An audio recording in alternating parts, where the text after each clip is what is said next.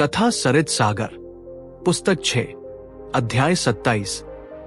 हाथी के मुख वाले उस भगवान की कृपा आप पर बनी रहे, जो अपना सिर धीरे से झुकाते हैं और फिर उठाते हैं, जैसे वे आपके रास्ते की हर बाधा को हमेशा के लिए डराकर दूर कर रहे हों। और प्यार के देवता, जिनके तीर इतने नुकीले हैं कि जब शिव की पत्नी उमा उन्हें गले लगाती है तो महान शिव के शरीर पर भी मोटे कांटे उगाते हैं, वे इस कहानी को अपना आशीर्वाद दे। अब सुनिए। राजकुमार नरवाहन दत्त के सभी आकाश में उड़ने वाले विद्याधरों का राजा बनने के कई सालों बाद कुछ महान ऋषि और उनकी पत्नियां उनसे मिलने आए। वे बादलों के बीच उनके सुनहरे महल में उनके साथ बैठे और बोले, हे सम्राट, हमें बताइए कि आपके जीवन की शुरुआत कैसे हुई। हमें अपनी पूरी कहानी पहले दिन से सुनाइए। तो नरवाहन दत्त मुस्कुराए और अपने बारे में ऐसे बताने लगे जैसे वे किसी और की कहानी सुना रहे हों। जब वे छोटे बालक थे, उनके पिता वत्स के राजा उनका बहुत ध्यान रखते थे। राजकुमार 8 साल के हो गए। हर सुबह वे मंत्रियों के बेटों के साथ किताबों और विज्ञान की पढ़ाई करते थे। दोपहर में वे शाही बगीचों की ठंडक में दौड़ते और खेलते थे, मोर के पीछे भागते और हंसते थे। उनकी 2 माएं, रानी वासवदत्ता और रानी पद्मावती, उन्हें अपने प्राणों से भी ज्यादा प्यार करती थी। वे उन्हें अपनी आंखों से ओझल नहीं होने देती थी। दिन रात वे उनकी देखभाल करती, उन्हें गाने सुनाती, मीठे फल खिलाती और उनकी कलाई पर सुरक्षा के धागे बांधती थी। नन्हे राजकुमार का शरीर मजबूत और सुंदर था, जो एक महान शाही परिवार में पैदा हुए थे। लेकिन धीरे धीरे उनके अंदर बढ़ते अच्छे गुणों, दया, साहस और चतुराई के बोझ से उनका शरीर थोड़ा झुकने लगा, जैसे कोई छोटा पेड़ अपने पहले भारी फलों के नीचे झुक जाता है। उनके हाथों में बेहतरीन बांस से बना एक छोटा धनुष रहता था। जब वे उसकी डोरी खींचते तो वह धनुष धीरे से एक सुंदर आधे चांद के आकार में मुड़ जाता था। उनके पिता राजा अपना दिन खुशी के सपनों में बिताते थे कि जब उनका बेटा बड़ा होगा, उसकी शादी होगी और उसे वो हर खुशी मिलेगी जिसकी एक राजकुमार चाह रख सकता है। लेकिन अब कहानी एक अलग शहर की ओर मुड़ती है, जो बहुत दूर है। तक्षशिला के व्यापारी के बेटे की कहानी। बहुत समय पहले वितस्ता नदी के किनारे तक्षशिला नाम का एक सुंदर शहर शांति से बसा हुआ था। पानी के किनारे बड़े बड़े महल बने थे और उनकी परछाई नदी में आईने की तरह चमकती थी। ऐसा लगता था जैसे पूरा शहर गर्व से चमक रहा हो। इस शहर में कलिंगदत्त नाम का राजा राज करता था। वे बुद्ध के भक्त थे और उनके राज्य के लगभग सभी लोग बुद्ध की शिक्षाओं को मानते थे। सड़कें शानदार बौद्ध मंदिरों से भरी थी, जो एक दूसरे के पास खड़े थे और शहर को और भी सुंदर बनाते थे। राजा अपनी प्रजा को पिता की तरह प्यार करते थे और उन्हें ज्ञान की ओर ले जाते थे। शहर के सबसे अमीर व्यापारियों में से एक वितस्त दत्त था, जो बौद्ध धर्म में गहरी आस्था रखता था। वो अपनी दौलत का बड़ा हिस्सा बौद्ध भिक्षुओं के सम्मान और उनकी जरूरतों को पूरा करने में खर्च करता था। उसका एक जवान बेटा था जिसका नाम रत्नदत्त था। लेकिन ये बेटा उन सब चीजों से नफरत करता था जिन्हें उसका पिता मानता था। वो अक्सर उन पर चिल्लाता और उन्हें बुरा आदमी कहता जिसने सच्चा धर्म छोड़ दिया है। एक दिन पिता ने शांति से पूछा, बेटा, तुम मुझसे इस तरह क्यों बात करते हो? मैंने क्या गलत किया है? रत्नदत्त ने गुस्से में जवाब दिया, पिताजी, आपने वेदों के पुराने धर्म को छोड़ दिया है। आप ब्राह्मणों को छोड़ इन बौद्ध भिक्षुओं का सम्मान करते हैं। उनका रास्ता आसान है, कोई भी इसमें शामिल हो सकता है। यहाँ तक कि वे नीच लोग भी जो बिना किसी कड़े नियम के सादा जीवन जीना चाहते हैं, न रोज नहाना, न बालों की जटाएं, बस कमर पर एक कपड़ा और जब मन किया खाना खा लिया। यह असली धर्म नहीं है। पिता ने चुपचाप सुना और फिर कहा, बेटा, सच्चा धर्म किसी एक रास्ते तक सीमित नहीं है। सबसे ऊंचा रास्ता दया, सच्चाई और नुकसान या गुस्से से दूर रहने का है। यह बिना वजह परिवार से लड़ने के बारे में नहीं है। मैं जिस रास्ते पर चलता हूं वो हमें हर जीव की रक्षा करना सिखाता है, सभी जीवों को सुरक्षा देना, यही सबसे बड़ी दया है। ये गलत कैसे हो सकता है? लेकिन रत्नदत्त ने एक न सुनी। वो और भी गुस्सा हो गया और अपने पिता को कोसता रहा। आखिर में व्यापारी का दिल टूट गया और वह राजा के पास गया। उसने कलिंगदत्त को अपने बेटे की जिद और नफरत के बारे में सब कुछ बताया। राजा ने कुछ पल सोचा और एक योजना बनाई। उन्होंने किसी छोटे बहाने से रत्नदत्त को महल में बुलाया। जब वह युवक आया तो राजा ने बहुत गुस्से में होने का नाटक किया। उन्होंने अपने सिपाही की ओर मुड़कर जोर से कहा, यह व्यापारी का बेटा एक अपराधी है जिसने बहुत बुरे काम किए हैं। यह राज्य को बिगाड़ रहा है। इसे ले जाओ और बिना किसी दया के इसे मार डालो। रत्नदत्त डर के मारे जम गया। उसके पिता तुरंत आगे आए और राजा से दया की भीख मांगी। राजा रुकने को तैयार हो गए, लेकिन कहा, ठीक है, मैं इसे मारने का फैसला 2 महीने के लिए टाल देता हूं। इस दौरान ये युवक अपने पिता के साथ रहेगा और अच्छा बनना सीखेगा। 2 महीने बाद इसे मेरे पास वापस लाना। रत्नदत्त डर से कांपता हुआ घर ले जाया गया। दिन रात वह किसी और चीज के बारे में नहीं सोच पाता था। मैंने राजा को इतना गुस्सा दिलाने के लिए क्या किया है? वे मुझे क्यों मारना चाहते हैं? उसने मुश्किल से कुछ खाया, मुश्किल से सोया। उसका शरीर पतला और कमजोर हो गया। लगातार चिंता से उसका चेहरा पीला पड़ गया। उसे लगा जैसे मौत हर दिन करीब आ रही है। आखिरकार 2 महीने बीत गए। कमजोर और थका हुआ रत्नदत्त राजा के दरबार में वापस लाया गया। राजा ने उसे दया से देखा और पूछा, तुम इतने थके हुए क्यों दिख रहे हो? क्या मैंने तुम्हें खाना खाने से मना किया था? रत्नदत्त अपने घुटनों के बल गिर पड़ा और बोला, महाराज, डर ने मेरी भूख छीन ली। जिस पल से आपने मुझे मारने का हुक्म दिया, मैंने किसी और चीज के बारे में नहीं सोचा। हर दिन मौत थोड़ी और करीब आती हुई लगती थी। राजा धीरे से मुस्कुराए और बोले, मेरा सच में तुम्हें मारने का कोई इरादा नहीं था। मैं बस चाहता था कि तुम मौत के डर को खुद महसूस करो। अब मुझे बताओ, हर जीवित प्राणी को यही डर लगता है जब मौत करीब आती है। उन्हें ऐसे डर से बचाने से बड़ी दया और क्या है? इसीलिए बौद्ध रास्ता हमें सिखाता है कि कभी किसी जीव को नुकसान न पहुंचाए। मैं चाहता था कि तुम इसे समझो ताकि तुम्हें सच्ची बुद्धि और शांति मिल सके। एक बुद्धिमान व्यक्ति मौत से डरता है और उससे बचने का रास्ता ढूंढता है। अब तुम समझे कि तुम्हारे पिता इस रास्ते पर क्यों चलते हैं। वे गलत नहीं हैं। रत्नदत्त ने शर्म और सम्मान से अपना सिर झुका लिया।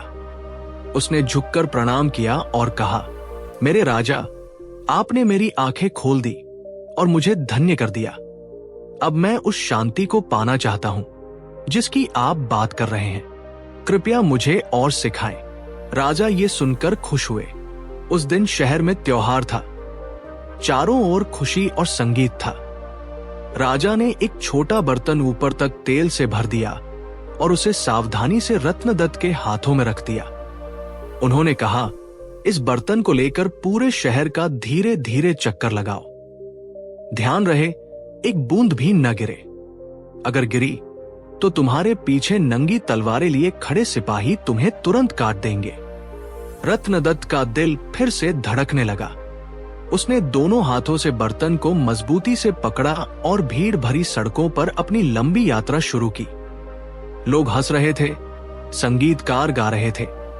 शहर सुंदर नजारों से भरा था, लेकिन उसने कुछ नहीं देखा। उसकी आंखें सिर्फ तेल पर टिकी थी। वो उसकी हर छोटी हलचल को देख रहा था और डरा हुआ था कि कहीं एक बूंद भी नीचे न गिर जाए। बड़ी सावधानी और कांपते कदमों के साथ उसने पूरा चक्कर लगाया और बिना कुछ गिराए राजा के पास लौट आया। राजा ने भरे हुए बर्तन को देखा और पूछा, बताओ, जब तुम आज शहर से गुजर रहे थे तो तुमने क्या देखा? क्या तुमने त्योहार, लोग और रंग देखे? रत्नदत्त ने हाथ जोड़कर जवाब दिया, महाराज, मैंने कुछ नहीं देखा और कुछ नहीं सुना। मेरा पूरा दिमाग सिर्फ तेल पर लगा था। मैं तलवारों से इतना डरा हुआ था कि किसी और चीज की तरफ देख ही नहीं पाया। राजा ने समझदारी से सिर हिलाया। बिल्कुल सही। जब तुम्हारा ध्यान पूरी तरह एक चीज पर टिका था तो बाहर की पूरी दुनिया तुम्हारे लिए गायब हो गई। इसी तरह तुम्हें सच को खोजना चाहिए। अपने मन को बिना भटकाए पूरी तरह एक जगह लगाओ। जीवन के शोर शराबे से दूर हो जाओ, तभी तुम्हें असली सच दिखेगा। और जब तुम उसे देख लोगे तो तुम उन कामों के बंधनों से मुक्त हो जाओगे जो हमें बांधते हैं। रत्नदत्त आखिर सब समझ गया। वो खुशी और आभार से भरकर राजा के पैरों में झुक गया। वो अपने पिता के पास घर गया। अब वो गुस्से में नहीं था बल्कि शांत था और उसी दयालु रास्ते पर चलने के लिए तैयार था। राजा, जो अपनी प्रजा को ऐसी बुद्धि से राह दिखाते थे, अपनी रानी तारादत्त के साथ खुशी से रहने लगे। रानी नेक और शालीन थी, राजा के लिए बिल्कुल सही जोड़ी, जैसे चांद के साथ चांदनी रहती है। साथ मिलकर उन्होंने शांति और संतोष का जीवन बिताया। अप्सरा सुरभिदत्ता की कहानी। एक दिन सुंदर स्वर्ग में भगवान इंद्र ने एक बड़ी दावत रखने का फैसला किया। स्वर्ग की सभी नाचने वालियां अप्सराएं अपना सुंदर नाच दिखाने के लिए इकट्ठा हुई। सब वहां थे, संगीत पर हंस रहे थे और झूम रहे थे, सिर्फ एक को छोड़कर। प्यारी अप्सरा जिसका नाम सुरभिदत्ता था, गायब थी। इंद्र ने अपनी दिव्य दृष्टि से चारों ओर देखा और जल्द ही उसे ढूंढ लिया। वो नंदन के सुखद बगीचों में छिपी हुई थी और चुपके से एक जवान विद्याधर से मिल रही थी। वे एक दूसरे का हाथ थामे और मीठी बातें करते हुए अपनी ही दुनिया में खोए हुए थे। इंद्र के उदार दिल में गुस्सा बढ़ गया। उन्होंने मन ही मन सोचा, इन दोनों ने सारा सम्मान भुला दिया है। ये देवताओं की अनदेखी करती है और जो मन चाहे वही करती है। और ये विद्याधर हमारे स्वर्ग के बगीचों में आने और ऐसी हिम्मत दिखाने की जुर्रत करता है। लेकिन सच तो यह है कि गलती ज्यादातर इसी की है। इसकी सुंदरता एक बड़ी लहर की तरह है जो सबसे मजबूत दिल को भी बहा ले जा सकती है। बहुत पहले जब महान शिव ने सुंदर तिलोत्तमा को देखा था तो वे भी हिल गए थे। महान ऋषि विश्वामित्र ने मेनका के लिए अपने सालों की कड़ी तपस्या छोड़ दी थी। राजा ययाति शर्मिष्ठा के प्यार के कारण जल्दी बूढ़े हो गए थे, इसलिए इस युवक को इसके जाल में फंसने के लिए दोष नहीं दिया जा सकता। लेकिन इस अप्सरा ने देवताओं का भरोसा तोड़ा है। इंद्र ने उस जवान विद्याधर को तो छोड़ दिया, लेकिन उन्होंने सुरभिदत्ता को श्राप दे दिया। ओ दुष्ट, उन्होंने कहा, इंसान बन जाओ, धरती पर एक मनुष्य की तरह रहो। जब तुम्हारी एक ऐसी बेटी होगी जो तुम्हारी कोख से पैदा नहीं हुई होगी और जब तुम देवताओं की इच्छा पूरी करने में मदद करोगी, तभी तुम्हें स्वर्ग लौटने की इजाजत मिलेगी। वापस धरती पर तक्षशिला शहर में राजा कलिंगदत्त की पत्नी रानी तारादत्त मां बनने वाली थी। इसी समय श्रापित सुरभिदत्ता ने उनकी कोख में प्रवेश किया। रानी के शरीर के अंदर इस दिव्य प्राणी के होने के कारण उनका पूरा शरीर और भी ज्यादा सुंदर दिखने लगा। एक रात तारादत्त ने एक बहुत साफ सपना देखा। उन्होंने देखा कि आसमान से एक चमकती हुई लौ नीचे आई और धीरे से उनके पेट में समा गई। जब वे जागी तो वे हैरानी से भर गई। वे तुरंत अपने पति राजा को बताने के लिए दौड़ी। मेरे स्वामी, उन्होंने कहा, कल रात मैंने सपने में स्वर्ग से एक लौ को अपने अंदर आते देखा। इसका क्या मतलब हो सकता है? राजा प्यार से मुस्कुराए। मेरी प्यारी रानी, कभी कभी दिव्य आत्माएं श्राप के कारण धरती पर गिर जाती है और मनुष्य के रूप में जन्म लेती है। मेरा मानना है कि आपके अंदर एक दिव्य आत्मा ने जन्म लिया है। हम सभी इन दुनियाओं, स्वर्ग, धरती और उससे आगे में अपने अच्छे और बुरे कामों का फल भोगते हुए अपनी किस्मत के हिसाब से खुशी या दुख चखते हुए घूमते रहते हैं। रानी ने धीरे से सिर हिलाया और फिर कहा, आप सही कह रहे हैं मेरे राजा। हमारे पिछले जन्मों के कर्मों में बड़ी ताकत होती है। वे हमारे लिए सुख या दुख लाते हैं। मैं आपको एक कहानी सुनाती हूँ जिससे पता चलेगा कि मेरे कहने का क्या मतलब है। राजा धर्मदत्त और उनकी पत्नी नागश्री की कहानी। बहुत समय पहले धर्मदत्त नाम का एक राजा था जो कोसल देश पर राज करता था। उनकी रानी नागश्री थी, जो इतनी वफादार और अच्छी महिला थी कि लोग उन्हें धरती की अरुंधति कहते थे। एक आदर्श पत्नी। समय के साथ उनकी एक छोटी बेटी हुई, लेकिन जब बच्ची अभी बहुत छोटी ही थी तब कुछ अजीब हुआ। एक दिन रानी नागश्री को अचानक अपना पिछला जन्म याद आ गया। वे अपनी आंखों में आंसू लेकर अपने पति की ओर मुड़ी। मेरे राजा, उन्होंने कहा, आज मुझे याद आ गया है कि मैं पहले कौन थी। मैं आपको बताना चाहती हूं, लेकिन मुझे डर लग रहा है। लोग कहते हैं कि अगर किसी को अचानक पिछला जन्म याद आ जाए और वह इसके बारे में बात करे तो मौत जल्दी ही आ जाती है। राजा ने धीरे से उनका हाथ थामा। डरो मत मेरी प्रिय, आज मेरे साथ भी यही हुआ है। मुझे भी अपना पिछला जन्म याद आ गया है। तुम मुझे अपना बताओ और मैं तुम्हें अपना बताऊंगा। जो किस्मत में है वही होगा, हम उसे बदल नहीं सकते। उनकी बातों से हिम्मत पाकर रानी ने शुरू किया। पिछले जन्म में मैं इसी देश में एक साधारण नौकरानी थी, जो माधव नाम के एक ब्राह्मण के घर में काम करती थी।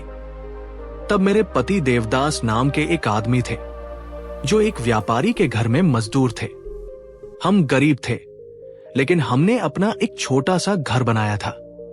हम उस बचे हुए चावल पर गुजारा करते थे जो हमारे मालिक हमें देते थे। हमारे पास बस एक पानी का मटका, एक लोटा, एक झाड़ू और थोड़ी सी आग थी। यही हमारी इकलौती संपत्ति थी। लेकिन हम खुश थे। हम कभी नहीं लड़ते थे। हम हमेशा सबसे पहले देवताओं, अपने पूर्वजों और आने वाले मेहमानों को खाना खिलाते थे। हमारे पास जो भी फालतू कपड़े होते, हम गरीबों को दे देते थे। फिर देश में एक भयानक अकाल पड़ा। खाना कम होने लगा।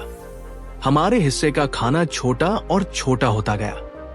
हम भूख से दुबले और कमजोर हो गए। एक शाम जब हम अपना थोड़ा सा खाना खाने ही वाले थे, एक थका हुआ ब्राह्मण मेहमान हमारे दरवाजे पर आया। हमने बिना दोबारा सोचे अपना सारा खाना उसे दे दिया, जबकि हमें पता था कि शायद हम रात भर जिंदा न बच पाए। मेहमान खाना खाकर आशीर्वाद देकर चला गया।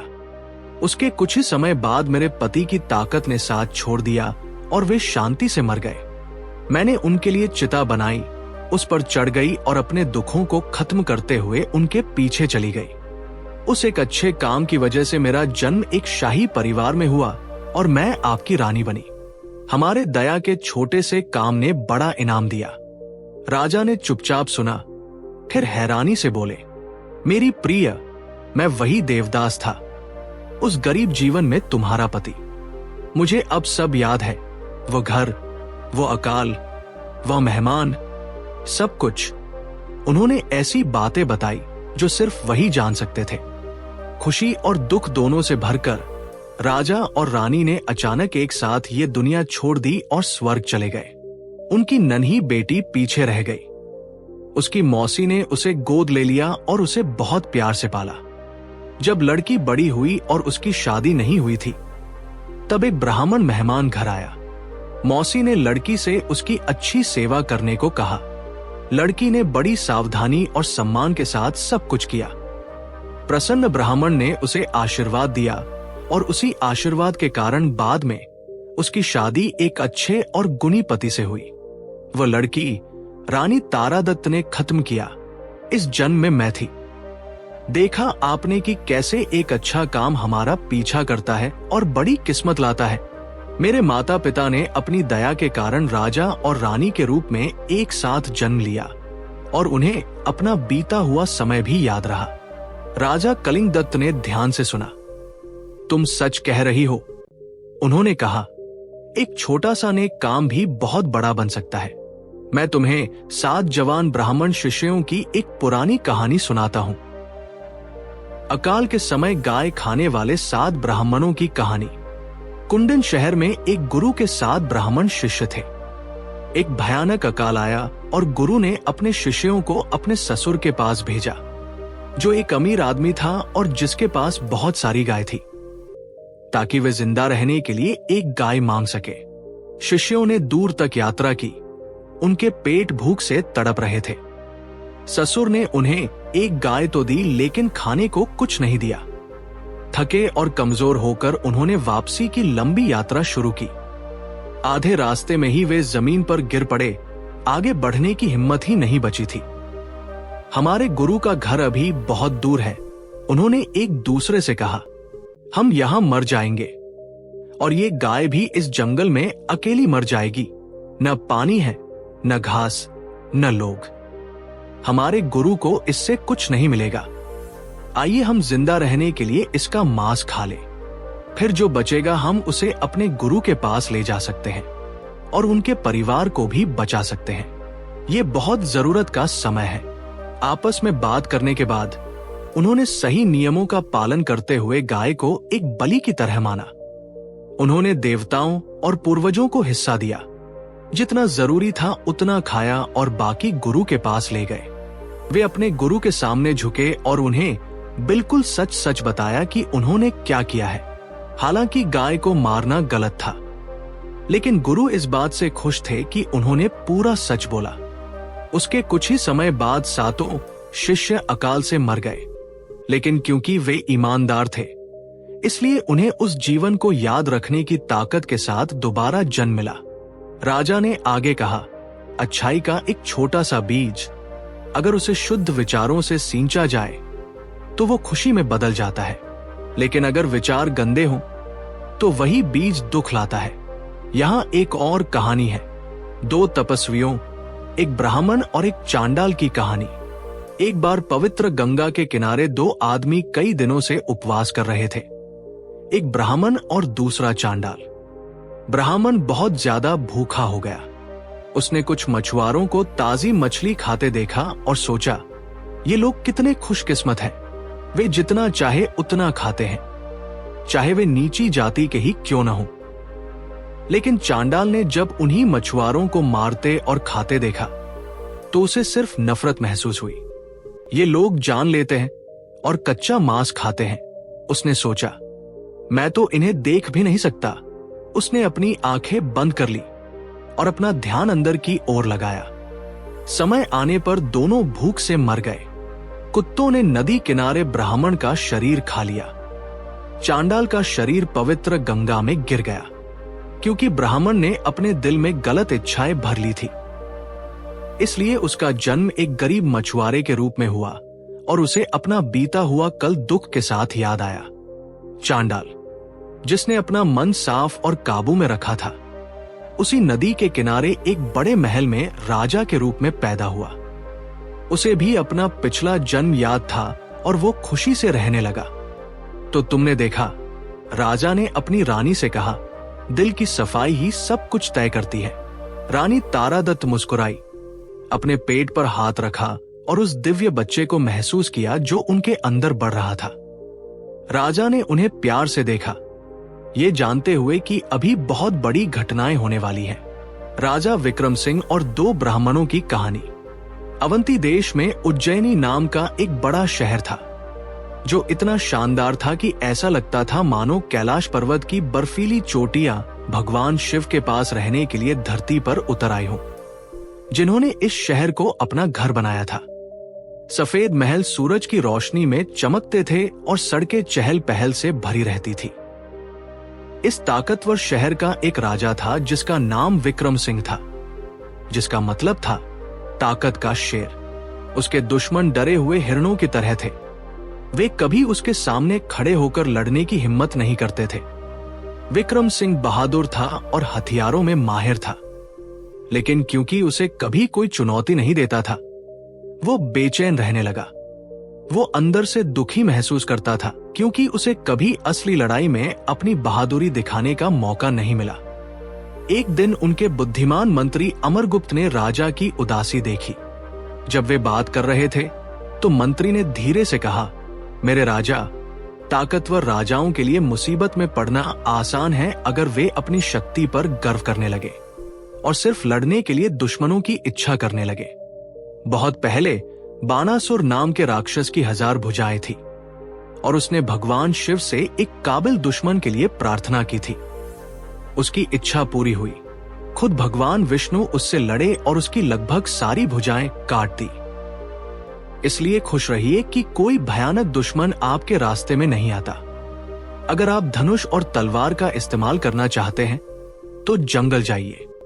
शिकार राजा के लिए अपनी ताकत दिखाने की सही जगह है। इससे शरीर मजबूत और दिमाग तेज रहता है और ये देश को उन खतरनाक जानवरों से बचाने में मदद करता है जो लोगों को नुकसान पहुंचाते हैं। लेकिन बहुत ज्यादा शिकार न करें। पांडु जैसे महान राजाओं ने एक बार अपना सब कुछ खो दिया था क्योंकि उन्होंने खुद को सिर्फ शिकार के लिए सौंप दिया था। राजा ने ध्यान से सुना और वे मान गए। तुम सही कहते हो, उन्होंने कहा। मैं वैसा ही करूंगा जैसा तुम कह रहे हो। अगली ही सुबह विक्रम सिंह शिकार करने के लिए एक ऊंचे हाथी पर सवार होकर शहर से बाहर निकले।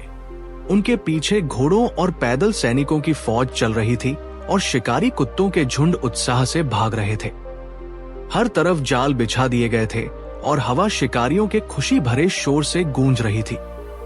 जैसे ही राजा शहर के दरवाजे से निकले, उन्होंने देखा कि दो जवान आदमी दीवारों के ठीक बाहर एक खाली मंदिर के अंदर पास पास बैठे हैं। वे सिर झुकाए धीरे धीरे आपस में बात कर रहे थे। दूर से राजा को लगा कि वे बस आराम कर रहे हैं और बातें कर रहे हैं, इसलिए वे गहरे जंगल की ओर बढ़ गए। वहां शिकार बहुत रोमांचक था। शेर दहाड़े पुराने बाघों ने हमला किया और राजा उनसे बहादुरी से लड़े। मारे गए शेरों के पंजों के मोती उनकी जीत के बीजों की तरह जमीन पर बिखर गए। हिरण उनके रास्ते से कूदे और उनके सीधे तीरों ने उन्हें तेजी से मार गिराया। राजा ने हर पल का आनंद लिया। तलवारों की चमक, जंगली नजारे, शिकार का रोमांच। आखिर में जब उनके आदमी थक गए तो उन्होंने अपने धनुष की डोरी ढीली की और उज्जैनी लौट आए। उन्हें हैरानी हुई जब उन्होंने शहर में फिर से प्रवेश किया तो देखा कि वही दो जवान आदमी अभी भी मंदिर में बैठे थे और उसी तरह बातें कर रहे थे। पूरा दिन बीत चुका था और वे अपनी जगह से हिले तक नहीं थे। राजा को शक हुआ, ये आदमी कौन है? वे सोचने लगे, वे इतनी देर तक यहां फुसफुसाहट क्यों कर रहे हैं? वे जरूर कोई गुप्त साजिश रचने वाले जासूस होंगे। उन्होंने तुरंत अपने पहरेदारों को उन्हें पकड़ने के लिए भेजा। उन दो जवानों को पकड़ा गया और रात भर के लिए जेल में डाल दिया गया। अगली सुबह राजा ने उन्हें दरबार में बुलाया। उन्होंने उन्हें सख्ती से देखा और पूछा, मुझे सच बताओ, तुम कौन हो और तुम पूरे दिन आपस में क्या बातें कर रहे थे? दोनों आदमी घुटनों के बल गिर पड़े और कांपने लगे। कृपया हमारी जान बख्श दे, महाराज, उन्होंने विनती की। फिर उनमें से एक, जो एक जवान ब्राह्मण था, बोलने लगा, आपके इसी शहर में, हे राजा, कभी करभक नाम के एक विद्वान ब्राह्मण रहते थे। मैं उनका बेटा हूं। मेरे पिता ने अग्निदेव से एक बहादुर बेटे के लिए प्रार्थना की थी और मेरा जन्म हुआ। जब मेरे माता पिता मरे, मैं अभी बच्चा ही था। हालांकि मैंने पवित्र किताबें पढ़ी थी, लेकिन मुझे राह दिखाने वाला कोई नहीं था। मैं बिगड़ गया और अपना समय जुआ खेलने और हथियारों का अभ्यास करने में बिताने लगा। एक दिन अपनी ताकत पर गर्व करते हुए मैं अकेले ही जंगल में तीर चलाने गया। जब मैं वहां था, मैंने शहर से आती हुई एक बारात देखी। एक सुंदर जवान दुल्हन पालकी में बैठी थी, जिसके चारों ओर बहुत सारे नौकर और उसका नया पति था। अचानक एक बड़ा हाथी अपनी जंजीरें तोड़कर आजाद हो गया और पागलपन में सीधे दुल्हन पर हमला करने लगा। सारे नौकर और यहां तक कि पति भी घबरा गए। वे हर दिशा में भाग गए और बेचारी दुल्हन को अकेला और बेसहारा छोड़ दिया। मैं ये सह नहीं सका। वे उसे इस तरह कैसे छोड़ सकते हैं? मैंने सोचा, अगर मुझ में थोड़ी भी हिम्मत है तो मुझे इस महिला की रक्षा करनी चाहिए। इसलिए मैं जोर से चिल्लाया और हाथी की ओर दौड़ा। वह जानवर दुल्हन को छोड़कर मेरी तरफ झपटा। मैं चिल्लाता और भागता रहा। हाथी को उससे बहुत दूर ले गया। आखिर में मैंने एक पेड़ से गिरी हुई पत्तों वाली घनी टहनी पकड़ी। मैं उसके नीचे छिप गया और इंतजार करने लगा। हाथी ने उस टहनी को पैरों तले कुचल दिया।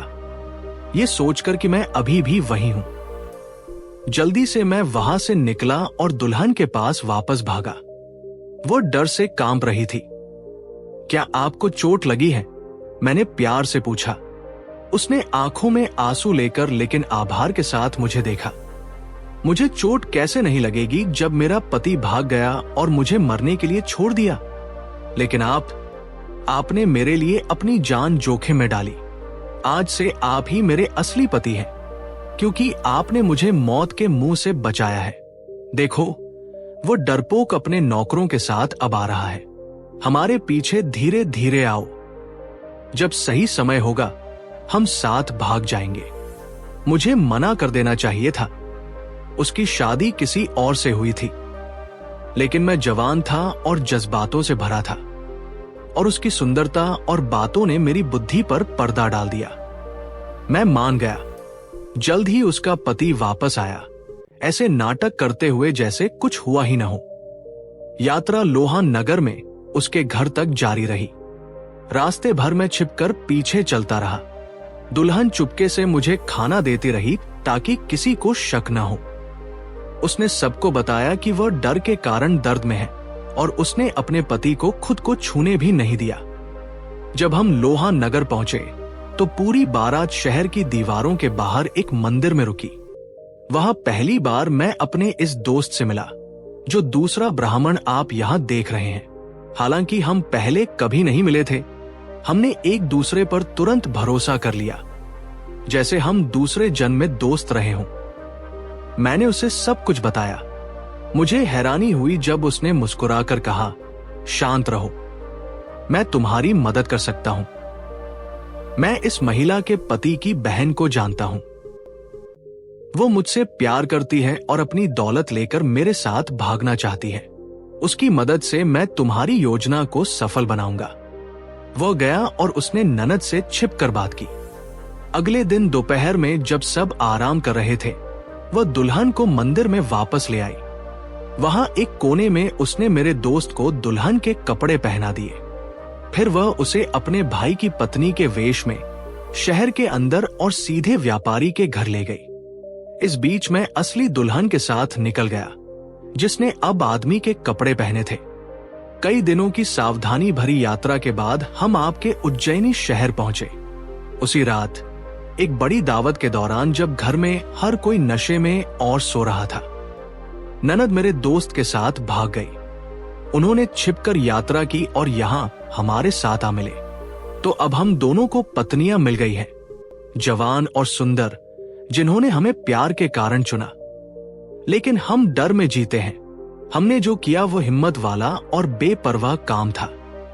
हम कल उस मंदिर में बैठकर ये तय करने की कोशिश कर रहे थे कि हम सुरक्षित कहां रह सकते हैं और अपनी रोजी रोटी कैसे कमाएंगे। तभी आपने हमें देखा, हे राजा, और सोचा कि हम बुराई की साजिश रच रहे हैं। अब आप सारा सच जानते हैं। हमारे साथ जो चाहे करें। राजा विक्रम सिंह ने एक एक शब्द सुना। उनके चेहरे पर धीरे से एक मुस्कान फैल गई। तुम्हें डरने की कोई जरूरत नहीं है, उन्होंने दयालु होकर कहा। तुम्हारे साहस ने तुम्हें खतरनाक कामों के बावजूद खुशी दिलाई है। मेरे शहर में ही रहो, मैं तुम्हें दौलत और घर दूंगा। मेरी सुरक्षा में अपनी पत्नियों के साथ शांति से रहो। दोनों जवान ब्राह्मणों ने आभार के साथ सिर झुकाया। राजा ने अपना वादा निभाया और वे उनके दरबार में सुख सुविधा और सम्मान के साथ रहने लगे। राजा विक्रम सिंह अपने मंत्री की ओर मुड़े और बोले, देखा आपने कि कैसे साहसी और चतुर काम अच्छी किस्मत ला सकते हैं। बहादुर दिल अक्सर राजाओं का दिल जीत लेते हैं। फिर रानी तारा दत्त से धीरे से बात करते हुए, जो मां बनने वाली थी, उन्होंने आगे कहा, मेरी प्रिय रानी, सभी जीव, देवता, राक्षस और इंसान इस जन्म या पिछले जन्मों के अपने कामों के हिसाब से सुख या दुख पाते हैं। वो लौ जिसे आपने अपने सपने में स्वर्ग से अपनी कोख में गिरते देखा था, निश्चित रूप से एक दिव्य आत्मा थी, जिसे किसी बड़े काम के कारण हमारे बच्चे के रूप में जन्म लेने के लिए भेजा गया है। शांति से आराम करो, अद्भुत चीजें होने वाली हैं। रानी तारादत्त ने चमकती आंखों से सुना। उनका हाथ उनके पेट पर था। उनका दिल एक गहरी खुशी से भर गया, क्योंकि वे इस खास बच्चे के जन्म का इंतजार कर रही थी। कथा सरित सागर, छठा पुस्तक, अध्याय 28। तक्षशिला शहर में रानी तारा दत्ता मां बनने वाली थी। जैसे जैसे दिन बीते उनका चेहरा पीला पड़ गया और आंखों में वो थकावट दिखने लगी जो बच्चे के जन्म से ठीक पहले आती है। वे भोर के समय पूरब के आसमान जैसी लग रही थी, जो नए चांद की पतली लकीर के निकलने का इंतजार कर रहा हो। आखिरकार वो समय आ गया। एक बेटी का जन्म हुआ। वो इतनी सुंदर थी कि मानो भगवान ने खुद उसे अपनी सबसे बेहतरीन कारीगरी से बनाया हो। वह इस बात का जीता जागता सबूत थी कि एक छोटे से शरीर में कितनी सुंदरता भरी जा सकती है। बुरी आत्माओं को दूर रखने के लिए उसके चारों ओर जो दिए जल रहे थे, वे भी उसकी चमक के आगे फीके पड़ गए। मानो उन्हें इस बात का दुख हो कि उसके साथ वैसा ही सुंदर बेटा क्यों नहीं पैदा हुआ। राजा कलिंगदत्त अपनी संतान को देखने तुरंत आए। जब उन्होंने उसका प्यारा चेहरा देखा तो उनका मन बैठ गया। हालांकि वे मन ही मन जानते थे कि ये लड़की स्वर्ग से आई है, फिर भी उन्हें एक बेटे की गहरी उम्मीद थी। माना जाता है कि बेटा खानदान को आगे बढ़ाने की खुशी लाता है, जबकि बेटी सिर्फ चिंता और दुख लाती है। राजा ने अपना दुख जितना हो सके छुपाया, लेकिन उनका मन भारी था। अपना मन बहलाने के लिए वे महल से बाहर निकल गए और बुद्ध की मूर्तियों से भरे एक शांत मठ में पहुंचे। वे वहां लोगों के बीच बैठ गए और बातें सुनने लगे। एक कोने में एक साधु कुछ लोगों को ज्ञान दे रहे थे। राजा ने उनकी शांत आवाज में ये शब्द सुने, अपनी धन दौलत दान करना मन पर काबू पाने का सबसे बड़ा काम है। जब आप पैसा या खाना देते हैं तो आप जीवन दान देते हैं, क्योंकि जीवन इन्हीं चीजों पर टिका है। बुद्ध ने एक बार दूसरे की जान बचाने के लिए अपना शरीर तक दे दिया था, जैसे उनके मांस की कोई कीमत ही न हो। फिर सोने का दान करना तो कितना आसान है। इस तरह सब कुछ दान करके बुद्ध ने अपनी सारी लालच छोड़ दी और उन्हें सच्चा ज्ञान मिला। इसलिए समझदार इंसान वही है जो सिर्फ दूसरों की मदद के लिए जीता है और सही समझ पाने के लिए जरूरत पड़ने पर अपना शरीर भी त्याग देता है। फिर उस साधु ने बहुत पुरानी एक कहानी सुनाई, 7 राजकुमारियों की कहानी। एक समय की बात है, कृत नाम के एक राजा की एक के बाद एक 7 बेटियां हुई। हर राजकुमारी पिछली वाली से भी ज्यादा सुंदर थी। जब वे छोटी ही थी तभी उनका मन दुनिया से भर गया। वे अपने पिता का आलीशान महल छोड़कर शहर के बाहर श्मशान घाट चली गई, जहां मुर्दे जलाए जाते हैं। उनके नौकर डरकर उनके पीछे भागे और पूछा, आप इस डरावनी जगह पर क्यों आई हैं? सबसे बड़ी बहन ने सबकी तरफ से जवाब दिया, इस दुनिया में सब कुछ एक सपने जैसा है। महल, बढ़िया कपड़े और यहाँ तक कि सबसे प्यारा रिश्ता भी, ये सब दिखते हैं और फिर गायब हो जाते हैं। जो बात सबसे ज्यादा मायने रखती है वह है दूसरों का भला करना। हमारे ये सुंदर शरीर भी एक दिन बूढ़े होकर मर जाएंगे, इन्हें हम अपने पास क्यों रखें? चलिए, जब तक ये जवान और ताकतवर है, इन्हें इस श्मशान के भूखे जानवरों, सियार और गिद्धों को सौंप देते हैं। इस तरह हमारा शरीर जीवित प्राणियों का पेट भरेगा और कुछ तो भला होगा। और इस तरह शांत मन से उन 7 राजकुमारियों ने वहीं अपना जीवन त्याग दिया और अपने शरीर जंगली जानवरों को दे दिए। इस बड़े बलिदान की वजह से उन्हें सबसे ऊंची शांति मिली। साधु ने एक और कहानी सुनाई, उस राजकुमार की कहानी जिसने अपनी आंख निकाल दी। बहुत समय पहले एक युवा राजकुमार का मन महल के ऐशो आराम से उग गया। हालांकि वो बहुत सुंदर और जवान था, फिर भी उसने सब कुछ छोड़ दिया और एक घुमक्कड़ साधु बन गया। एक दिन वह खाना मांगने के लिए एक अमीर व्यापारी के घर गया। व्यापारी की जवान पत्नी ने उसे देखा और वो उसकी कमल की पंखुड़ियों जैसी लंबी और कोमल आंखों से नजर नहीं हटा पाई। वो बेझिझक उससे बोली, आप जैसे सुंदर इंसान ने इतना मुश्किल जीवन क्यों चुना? कोई भी औरत उन आंखों से देखे जाने पर खुद को खुशनसीब समझेगी। वो साधु न तो मुस्कुराया और न ही उसे गुस्सा आया। उसने शांति से अपनी एक आंख बाहर निकाली और अपनी हथेली पर रख दी। उसने कहा, देखो भली औरत, करीब से देखो। असल में मेरी आंख यही है, बस मांस और खून का एक लोथड़ा। दूसरी आंख भी ऐसी ही है। ऐसी साधारण सी चीज में भला चाहने जैसा क्या है? वो औरत डर और दुख से भर गई। अरे नहीं, मैंने आपको इतनी भयानक पीड़ा दी है, मुझे माफ कर दीजिए। साधु ने प्यार से जवाब दिया, दुखी मत हो, तुमने मेरा नुकसान नहीं बल्कि भला किया है। सुनो क्यों? उसने उसे एक और कहानी सुनाई, गुस्से को जीतने वाले साधु की कहानी। गंगा नदी के किनारे एक सुंदर बगीचा था। वहां एक साधु रहता था जो अपने मन पर काबू पाने की ताकत को परखना चाहता था। वो अपना दिन प्रार्थना और उपवास में बिताता था। एक दिन एक राजा अपनी रानियों के साथ ठंडी छाव और फूलों का आनंद लेने उस बगीचे में आया। खूब हंसी मजाक और शराब पीने के बाद राजा को गहरी नींद आ गई। रानियां ऊब गई और बगीचे में टहलने लगी।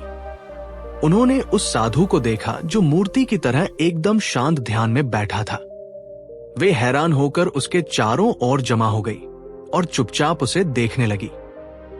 समय बीत गया और राजा जब उठा तो उसने खुद को अकेला पाया।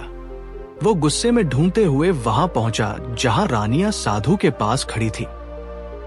जलन और शराब के नशे में चूर राजा ने अपनी तलवार निकाली और साधु के शरीर पर बार बार वार किए।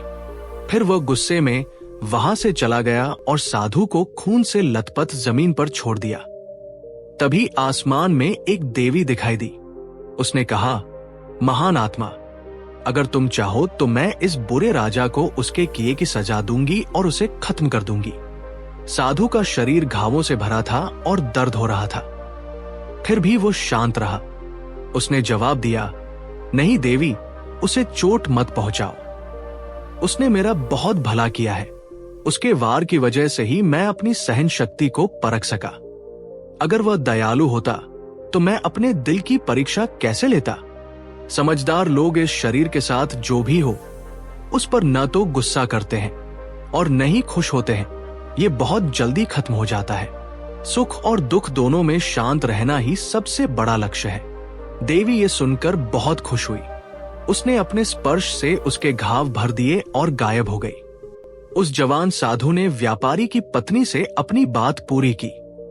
तुमने देखा, जैसे उस राजा ने अनजाने में साधु की मदद की, वैसे ही तुमने इस आग का मुंह छुड़वा कर मुझे मेरे रास्ते पर और मजबूत बना दिया। फिर अपनी सुंदरता की परवाह किए बिना वो सच्ची शांति की ओर अपने रास्ते पर चल पड़ा। मठ के गुरु ने अपनी बात ये कहकर खत्म की, सच्चे समझदार लोग ऐसा ही महसूस करते हैं। उनके मन में अपने शरीर के लिए भी कोई स्वार्थ नहीं होता। तो फिर धन, बेटे, पत्नी या नौकरों की तो बात ही क्या। राजा कलिंगदत्त दिन भर बैठे सुनते रहे। जब शाम हुई तो वे महल लौट आए। फिर भी बेटे की जगह बेटी होने का दुख उनके दिल पर बोझ बना हुआ था। राज परिवार की कई सालों से सेवा करने वाले एक बूढ़े ब्राह्मण ने राजा की उदासी देख ली। वे पास आए और प्यार से बोले, मेरे राजा, आप ऐसी प्यारी बेटी के जन्म पर इतने दुखी क्यों हैं? बेटियां अक्सर बेटों से ज्यादा आशीर्वाद लाती हैं, इस जीवन में भी और इसके बाद भी। कई बेटे तो सिर्फ अपने पिता के सिंहासन के भूखे होते हैं और दुख देते हैं, उन छोटे केकड़ों की तरह जो अपनी ही मां को खा जाते हैं। लेकिन कुंती भोज जैसे महान राजाओं को कुंती जैसी बेटियों की अच्छाई ने ही खतरों से बचाया था। और जब बेटी की शादी अच्छे घर में होती है तो माता पिता को जो पुण्य मिलता है वो बेटे से मिलने वाले किसी भी सुख से कहीं बड़ा है। अपनी बात समझाने के लिए मैं आपको सुलोचना की कहानी सुनाता हूं। सुलोचना और सुषेण की कहानी। बहुत समय पहले चित्रकूट नाम के सुंदर पहाड़ पर सुषेण नाम का एक युवा राजा रहता था। वो इतना सुंदर था कि लगता था जैसे भगवान ने उसे कामदेव से भी बढ़कर बनाया हो। पहाड़ की तलहटी में सुषेण ने स्वर्ग से भी सुंदर एक बगीचा बनाया था। उसके बीचों बीच साफ पानी की एक झील थी जो कमलों से भरी थी और कीमती पत्थरों की सीढ़ियां पानी तक जाती थी। राजा अक्सर झील के किनारे अकेला बैठता था। क्योंकि पूरे देश में कोई भी राजकुमारी उसे अपनी पत्नी बनने के लायक नहीं लगती थी। एक दिन स्वर्ग की अप्सरा रंभा इंद्र के महल से आसमान में उड़ती हुई जा रही थी। जब वह बगीचे के ऊपर से गुजरी तो उसने नीचे सुषेण को फूलों के बीच टहलते देखा। वो साक्षात बसंत जैसा लग रहा था। रंभा का दिल धड़क उठा। उसने सोचा, क्या ये चांद है जो किस्मत की देवी का पीछा करते हुए झील में गिर गया है? नहीं, चांद तो घटता बढ़ता है, लेकिन इस राजा की सुंदरता कभी कम नहीं होती। या क्या ये कामदेव है जो खूल ढूंढ रहा है, पर उसकी रति कहाँ है? हैरानी और चाहत से भरी रंभा आसमान से नीचे आई। उसने एक इंसानी औरत का रूप ले लिया ताकि वह डरे नहीं, और धीरे से राजा की ओर बढ़ी। जब सुषेण ने अचानक उसे देखा तो वह दंग रह गया। उसके पैर जमीन को मुश्किल से छू रहे थे और उसकी पलकें नहीं झपक रही थी। उसने सोचा, ये पक्का कोई देवी है। मुझे इससे ये नहीं पूछना चाहिए कि ये कौन है, वरना ये गायब हो सकती है। लेकिन रंभा ने ही पहले बात की और जल्द ही वे खुलकर बातें करने लगे। कुछ ही देर में राजा ने उसे गले लगा लिया और उन्हें एक दूसरे से गहरा प्यार हो गया। उन्होंने बगीचे में कई खुशी भरे दिन बिताए। रंभा स्वर्ग को बिल्कुल भूल गई। उसे प्यार देवताओं के घर से भी प्यारा लगने लगा। उसकी सहेलियों ने महल के चारों ओर पेड़ का रूप ले लिया और जमीन पर सोने की बारिश कर दी। समय बीतने पर रंभा को पता चला कि वह मां बनने वाली है। उसने एक बेटी को जन्म दिया जो अब तक देखी गई किसी भी चीज से ज्यादा सुंदर थी। लेकिन जैसे ही बच्ची पैदा हुई, रंभा का चेहरा उदास हो गया। उसने राजा से कहा, मेरे प्यारे, मैं स्वर्ग की अप्सरा रंभा हूं। एक श्राप मुझे तुम्हारे पास लाया था, और अब जब मैंने बच्ची को जन्म दे दिया है तो वह श्राप खत्म हो गया है। मुझे अभी स्वर्ग लौटना होगा। हमारे लिए यही नियम है। कृपया हमारी बेटी का ख्याल रखना। जब इसकी शादी होगी तब देवता हमें फिर से मिलने देंगे। आंखों में आंसू लिए रंभा आसमान में उड़ गई और गायब हो गई। राजा सुषेण का दिल टूट गया। वो उसके पीछे जाना चाहता था और दुनिया छोड़ना चाहता था। उसके मंत्रियों ने उसे घेरा और कहा, महान ऋषि विश्वामित्र को याद कीजिए। जब अप्सरा मेनका शकुंतला को जन्म देकर उन्हें छोड़कर चली गई थी, तब उन्होंने अपनी जान नहीं दी थी। उन्होंने जो हुआ उसे स्वीकार किया और जीना जारी रखा। धीरे धीरे राजा ने उनकी बात मान ली। उसने अपनी नन्ही बेटी को देखा और उसे गोद में उठा लिया। वह उसके जीने की वजह बन गई, रंभा से दोबारा मिलने की उम्मीद। क्योंकि उसकी आंखें बहुत सुंदर थी, इसलिए उसने उसका नाम सुलोचना रखा। साल बीते और सुलोचना एक बेहद सुंदर युवती बन गई। एक दिन कश्यप ऋषि के खानदान का वत्स नाम का एक युवा साधु महल के पास से गुजर रहा था। उसने सुलोचना को बगीचे में खेलते देखा और ठिठक गया।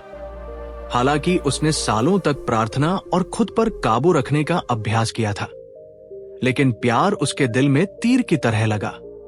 उसने सोचा, अगर मैं इस राजकुमारी से शादी नहीं कर पाया तो मेरी सालों की तपस्या का कोई मतलब नहीं रहेगा। उसी समय सुलोचना ने ऊपर देखा और उस साधु को वहां खड़े पाया। उसका चेहरा बिना धुएं की आग की तरह चमक रहा था। अपनी माला और कमंडल के साथ वह ताकतवर और सौम्य दोनों लग रहा था। सुलोचना का दिल जोर से धड़कने लगा। उसने सोचा, ये शानदार इंसान कौन है? उसकी ओर खिंची हुई वह पास आई और उसकी आंखों में इतने प्यार से देखा मानो उसने उसी वक्त उसे चुन लिया हो। उसने झुककर उसे प्रणाम किया। वत्स ने भी वैसा ही महसूस करते हुए उसे आशीर्वाद दिया। तुम्हें एक योग्य पति मिले। सुलोचना शर्मा गई और धीरे से बोली, अगर आपके इस आशीर्वाद का सच में कोई मतलब है और अगर आप मजाक नहीं कर रहे हैं तो मेरे पिता राजा के पास जाइए और मेरा हाथ मांगिए। वत्स को नौकरों से पता चला कि सुलोचना राजा सुषेण और अप्सरा रंभा की बेटी है। वह सीधे महल गया और राजा से उसका हाथ मांगा। सुषेण ने उस युवा साधु को देखा जो सुंदर, समझदार और अंदरूनी ताकत से भरा था और उसका स्वागत किया। लेकिन फिर उन्होंने बताया, मेरी बेटी रंभा से पैदा हुई है। जब वो स्वर्ग गई तो उसने कहा था कि जब सुलोचना की शादी होगी तभी मुझे दोबारा उससे मिलने की इजाजत मिलेगी। बताइए ऋषि, ये कैसे हो सकता है? वत्स ने कुछ देर सोचा। उसे पुराने महान ऋषि याद आए। कैसे रूरू ने अपनी आधी उम्र देकर अपनी प्यारी प्रमदवरा को बचाया था और कैसे विश्वामित्र अपनी तपस्या की ताकत से एक साधारण आदमी को भी स्वर्ग ले गए थे। उसने भरोसे के साथ कहा, यह कोई बड़ी बात नहीं है। फिर पूरी सभा के सामने वत्स ने अपनी आवाज ऊंची की और पुकारा, सुनो ओ देवताओं, मेरी सालों की तपस्या की शक्ति से राजा सुषेण अपने इसी शरीर के साथ स्वर्ग जाए ताकि वे रंभा से मिल सके। आसमान से एक साफ आवाज आई, ऐसा ही होगा। महल खुशियों से भर गया। राजा सुषेण ने अपनी प्यारी बेटी सुलोचना की शादी वत्स से कर दी। उसी पल एक आसमानी रथ दिखाई दिया। राजा उसमें सवार हुए और बादलों के पार चले गए। स्वर्ग में वे फिर से देवता बन गए और रंभा से मिल गए, जिसे खुद इंद्रदेव ने हमेशा के लिए उनकी पत्नी बना दिया। बूढ़े ब्राह्मण ने अपनी कहानी खत्म की और राजा कलिंगदत्त को प्यार से देखा। देखा आपने मेरे राजा? राजा सुषेण को अपनी बेटी की वजह से ही सब कुछ मिला, प्यार, स्वर्ग और खुशियां। सुलोचना जैसी महान बेटियां आप जैसे नेक राजाओं के यहाँ ही जन्म लेती हैं। आपकी छोटी बच्ची भी पक्का श्राप की वजह से यहाँ आई कोई देवी है जो आपके लिए सम्मान लाएगी। बेटी होने की वजह से दुखी मत होइए। राजा कलिंगदत्त का सारा दुख बह गया। जन्म के बाद वे पहली बार मुस्कुराए और अपनी सुंदर बेटी का नाम कलिंग सेना रखा, जिसका मतलब है कलिंग की सेना, क्योंकि वो किसी बड़े खजाने जैसी कीमती थी। कलिंग सेना महल के बड़े कमरों और ठंडी छाव वाले बगीचों में अपनी सहेलियों के साथ खुशी खुशी बड़ी हुई। वो बचपन के समंदर में खुशी की लहर की तरह हंसती और दौड़ती थी। एक सुनहरे दिन जब वह महल की छत पर अपनी सहेलियों के साथ खेल रही थी तो असुरों के महान कारीगर मय की बेटी सोमप्रभा, जो एक आसमानी युवती थी, वहां से उड़ रही थी। सोमप्रभा ने नीचे देखा और कलिंग सेना को पाया। आसमान से भी राजकुमारी की सुंदरता चमक रही थी। सोमप्रभा ने सोचा, ये लड़की कौन है? ये चांद नहीं हो सकती, क्योंकि ये दिन की रोशनी में चमक रही है। यह रति नहीं हो सकती, तो इसका कामदेव कहाँ है? नहीं, ये पक्का कोई अप्सरा है जिसे धरती पर रहने का श्राप मिला है। मेरा मन इसके लिए बहुत प्यार महसूस कर रहा है। हम पिछले जन्म में पक्का सहेलियां रही होंगी। मैं इसे फिर से अपनी सबसे प्यारी सहेली बनाऊंगी, सावधानी से, ताकि राजकुमारी डरे नहीं। सोमप्रभा बिना दिखे आसमान से नीचे आई। उसने एक साधारण लड़की का रूप लिया और धीरे धीरे कलिंग सेना की ओर बढ़ी। जब कलिंग सेना ने उसे देखा तो उसकी आंखें चमक उठीं। उसने सोचा, कितनी सुंदर लड़की है, ये खुद मेरे पास आई है, ये सबसे अच्छी सहेली बनेगी। वो जल्दी से खड़ी हुई, सोमप्रभा की ओर दौड़ी और उसे गले लगा लिया। वो उसे बैठने की जगह तक ले गई और उत्सुकता से पूछा, अपना नाम बताओ और तुम कहां से आई हो? सोमप्रभा मुस्कुराई, मैं तुम्हें सब कुछ जल्द ही बताऊंगी। पहले हम हमेशा सहेली बने रहने का वादा करते हैं। उन्होंने हाथ मिलाया और जिंदगी भर की दोस्ती की कसम खाई। फिर सोमप्रभा ने धीरे से कहा, मेरी प्यारी सहेली, तुम एक राजा की बेटी हो।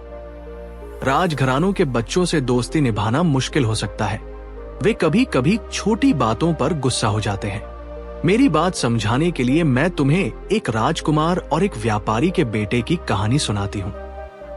राजकुमार और उसकी जान बचाने वाले व्यापारी के बेटे की कहानी।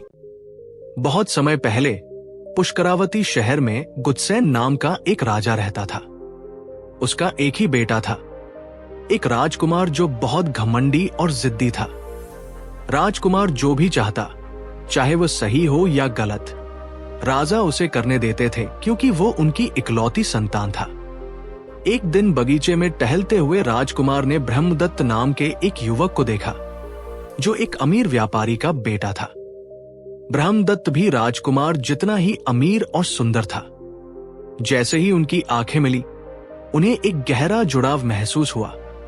मानो वे पिछले जन्म में गहरे दोस्त रहे हों। उस दिन के बाद से वे कभी अलग नहीं हुए।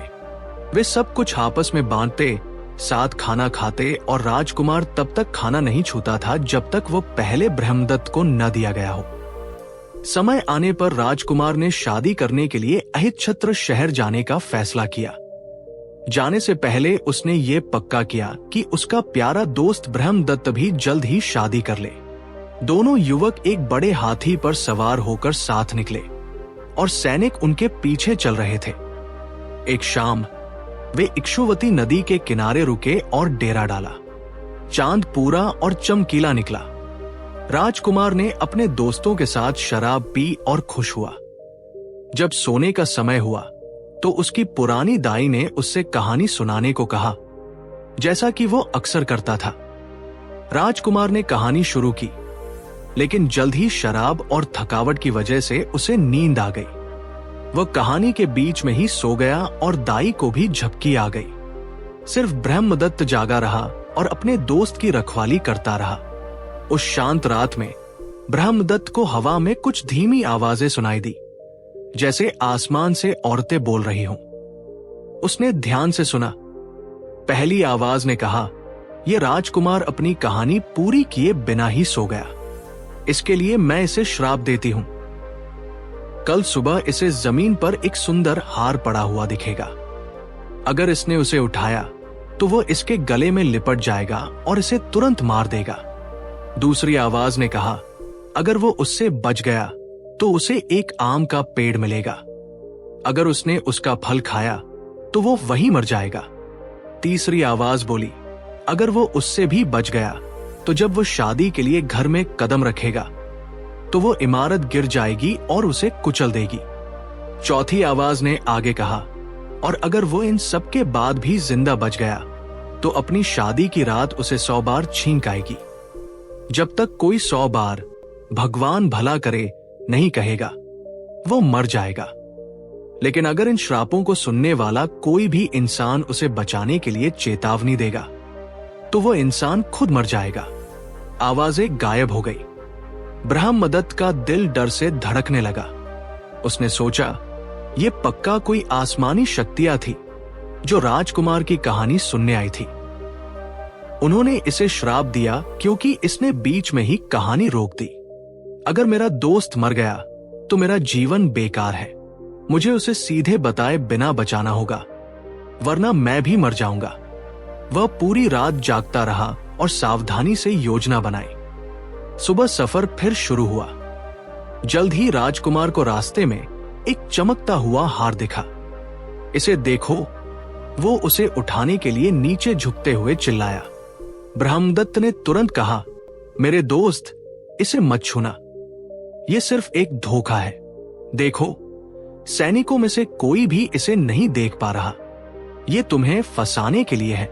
राजकुमार रुका, चारों ओर देखा और पाया कि उसका दोस्त सही कह रहा था। उसने हार को छुए बिना छोड़ दिया और आगे बढ़ गया। थोड़ी देर बाद वे पके हुए आमों से लदे एक पेड़ के पास से गुजरे। राजकुमार के मुंह में पानी आ गया। उसने उतरते हुए कहा, ये बहुत स्वादिष्ट लग रहे हैं। ब्रह्मदत्त ने उसे फिर रोका। नहीं मेरे दोस्त, ये एक और चाल है। फल मीठा दिख रहा है, लेकिन ये तुम्हें नुकसान पहुंचाएगा। मुझ पर भरोसा करो। बाकी किसी को भी ये पेड़ वैसा नहीं दिख रहा जैसा तुम्हें दिख रहा है। राजकुमार को चिढ़ हुई, लेकिन उसने बात मान ली। वो फल चखे बिना आगे बढ़ गया। शाम तक वे अहिच्छत्र में दुल्हन के महल पहुंच गए। शादी की रस्म के लिए एक सुंदर घर तैयार किया गया था। राजकुमार जैसे ही अंदर कदम रखने वाला था, ब्रह्मदत्त ने उसे पीछे खींच लिया। रुको, अभी अंदर मत जाओ। मुझे लग रहा है कि इस इमारत में कुछ गड़बड़ है। राजकुमार झिझका और पीछे हट गया। कुछ ही पलों बाद वो पूरा घर धूल के गुबार के साथ गिर पड़ा। सबकी सांसें थम गई। राजकुमार अपने दोस्त को हैरानी से देखने लगा। अब उसे ब्रह्मदत्त की चेतावनियों पर पूरा भरोसा हो गया था। उस रात शादी के बाद राजकुमार और उसकी नई दुल्हन अपने कमरे में गए। ब्रह्मदत्त चुपके से अंदर घुस गया और बिना दिखे पलंग के नीचे छुप गया। जल्द ही राजकुमार को छींके आने लगी। 1, 2, 3 और ये 100 तक चलती रही। हर बार पलंग के नीचे से ब्रह्मदत्त ने धीरे से कहा, भगवान भला करे। ठीक 100 बार। खतरा टल गया। राजकुमार सुरक्षित था। ब्रह्मदत्त मन ही मन मुस्कुराया और खुशी खुशी कमरे से बाहर निकल गया। लेकिन राजकुमार ने अंधेरे में किसी को बाहर जाते देख लिया। उसके दिल में जलन पैदा हो गई। अपने दोस्त की सारी अच्छाई भूलकर वो पहरेदारों पर चिल्लाया, उस गद्दार ने मेरे निजी कमरे में घुसने की हिम्मत की। उसे पकड़ लो, कल सुबह उसे मौत की सजा दी जाएगी। पहरेदारों ने ब्रह्मदत्त को पकड़ लिया और जेल में डाल दिया। उसने वहां रात बिताई। वो शांत था, लेकिन इस बात से दुखी था कि उसका दोस्त उसके खिलाफ हो गया। सुबह जब उसे मौत की सजा देने ले जाया जा रहा था, तो ब्रह्मदत्त पहरेदारों से बोला, मुझे मारने से पहले मुझे राजकुमार के पास ले चलो। मुझे उन्हें एक जरूरी बात बतानी है कि मैंने ऐसा क्यों किया। पहरेदारों ने यह बात राजकुमार को बताई। अपने मंत्रियों से सलाह करने के बाद राजकुमार अपने पुराने दोस्त से आखिरी बार मिलने को राजी हो गया। ब्रह्मदत्त राजकुमार के सामने खड़ा हुआ और उसने सब कुछ बता दिया। रात की वो आवाजें, 4 श्राप और कैसे उसने बिना बताए उसे हर खतरे से बचाया ताकि वो खुद न मरे। गिरा हुआ घर इस बात का सबूत था कि उसकी बातें सच थी। राजकुमार की आंखें शर्म और एहसान से भर आई। वो आगे बढ़ा और ब्रह्मदत्त को गले लगा लिया। वो रोते हुए बोला, मुझे माफ कर दो मेरे भाई, मैं जलन में अंधा हो गया था। तुमने 4 बार मेरी जान बचाई। उसने मौत की सजा रद्द कर दी और ब्रह्मदत्त का बहुत सम्मान किया। वे साथ मिलकर पुष्करावती लौट आए। राजकुमार अपनी पत्नी के साथ खुशी खुशी रहने लगा और ब्रह्मदत्त ने भी जल्द ही शादी कर ली।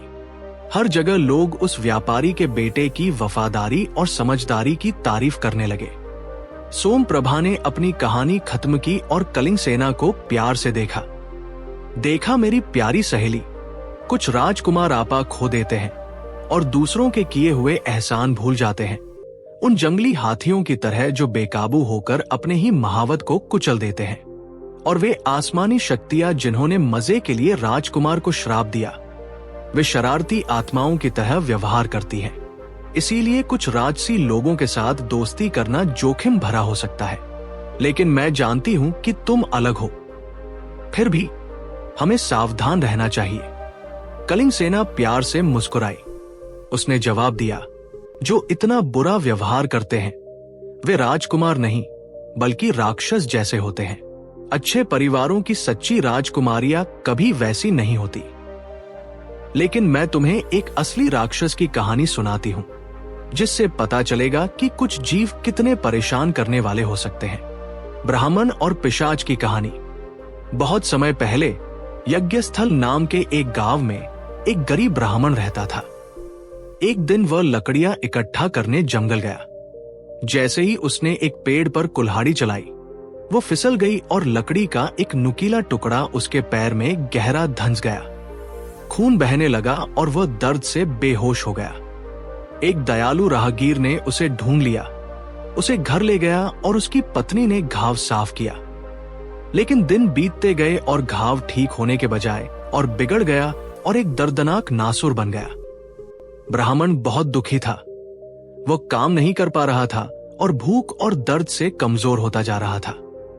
एक दिन उसका एक ब्राह्मण दोस्त चुपके से मिलने आया और धीरे से बोला, मेरे पास तुम्हारी मदद का एक तरीका है।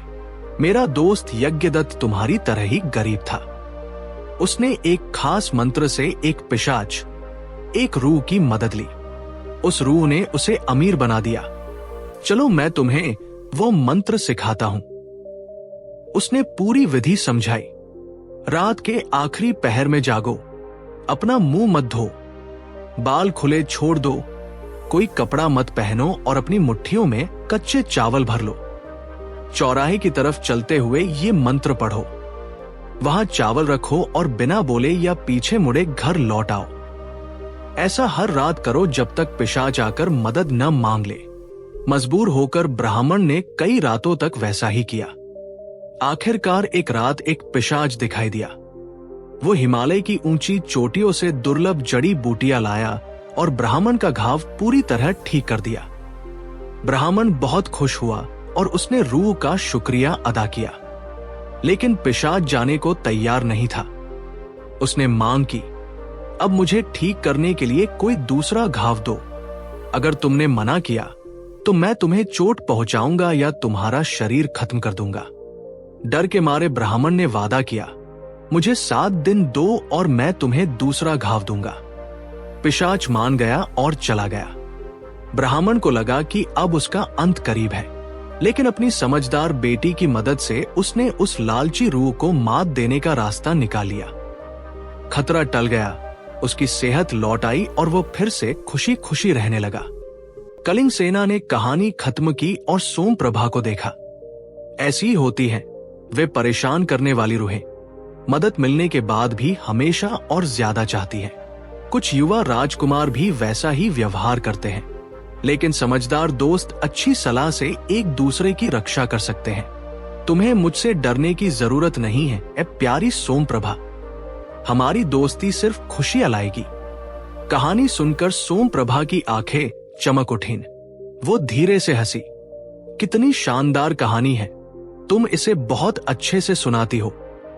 लेकिन तभी उसकी नजर आसमान पर पड़ी।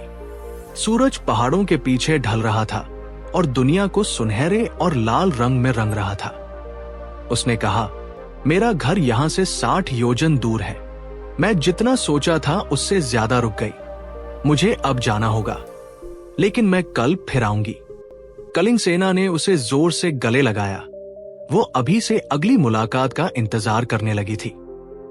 सोम प्रभा शान से हवा में ऊपर उठी। देखते ही देखते वह महल के बहुत ऊपर उड़ रही थी। शाम के आसमान में उसका रूप चमक रहा था। नीचे खड़े लोग इस अद्भुत नजारे को हैरानी से देखने लगे। कलिंग सेना तब तक देखती रही जब तक उसकी नई सहेली आंखों से ओझल नहीं हो गई। उसके मन में ढेरों सवाल थे।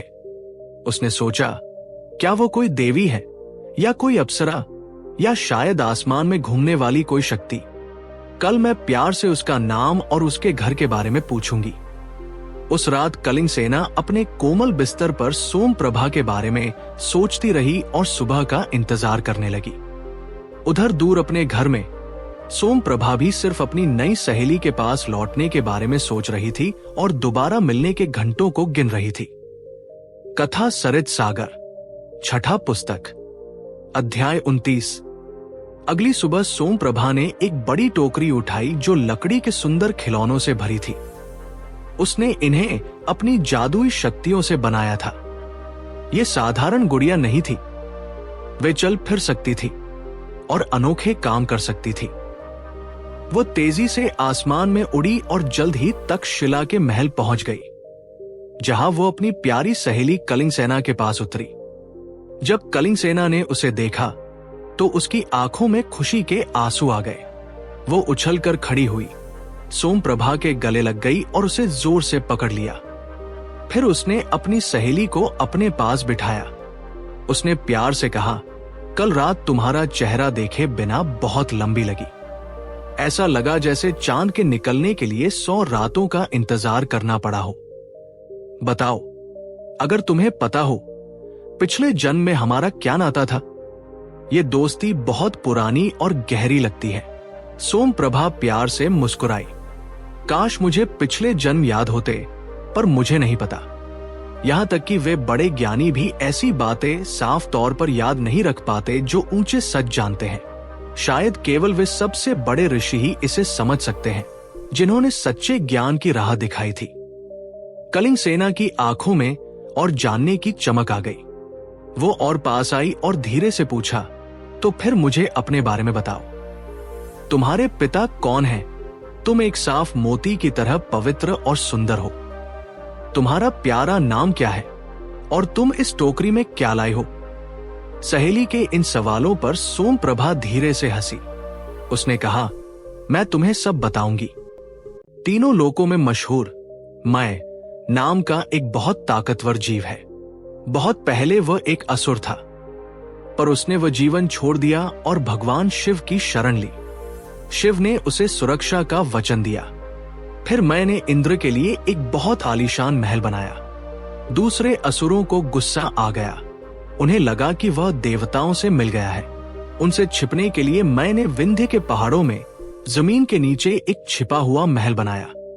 वो इतना शानदार था कि कोई दुश्मन उसे ढूंढ नहीं सकता था। मैं उसकी एक बेटी हूं। मेरी बड़ी बहन स्वयं प्रभा है। उसने शादी न करने की कसम ली है और वो हमारे पिता के घर में सादगी से रहती है। मैं छोटी हूं और मेरा नाम सोम प्रभा है। मेरे पिता ने धन के देवता कुबेर के बेटे नलकुवर से मेरी शादी की। पिता ने मुझे ढेर सारी जादुई कलाएं सिखाई। और ये टोकरी मैं इसे तुम्हारे साथ खेलने और तुम्हें खुश करने के लिए लाई हूं। इतना कहकर सोम प्रभा ने टोकरी खोली और लकड़ी की कई गुड़िया बाहर निकाली। कलिंग सेना हैरानी से देखती रही जब उसकी सहेली ने एक गुड़िया का छिपा हुआ हिस्सा छुआ। वो गुड़िया जिंदा हो गई, हवा में उड़ी, एक दूर के पेड़ से ताजा फूलों की सुंदर माला लेकर आई और तुरंत उनके हाथों में दे दी।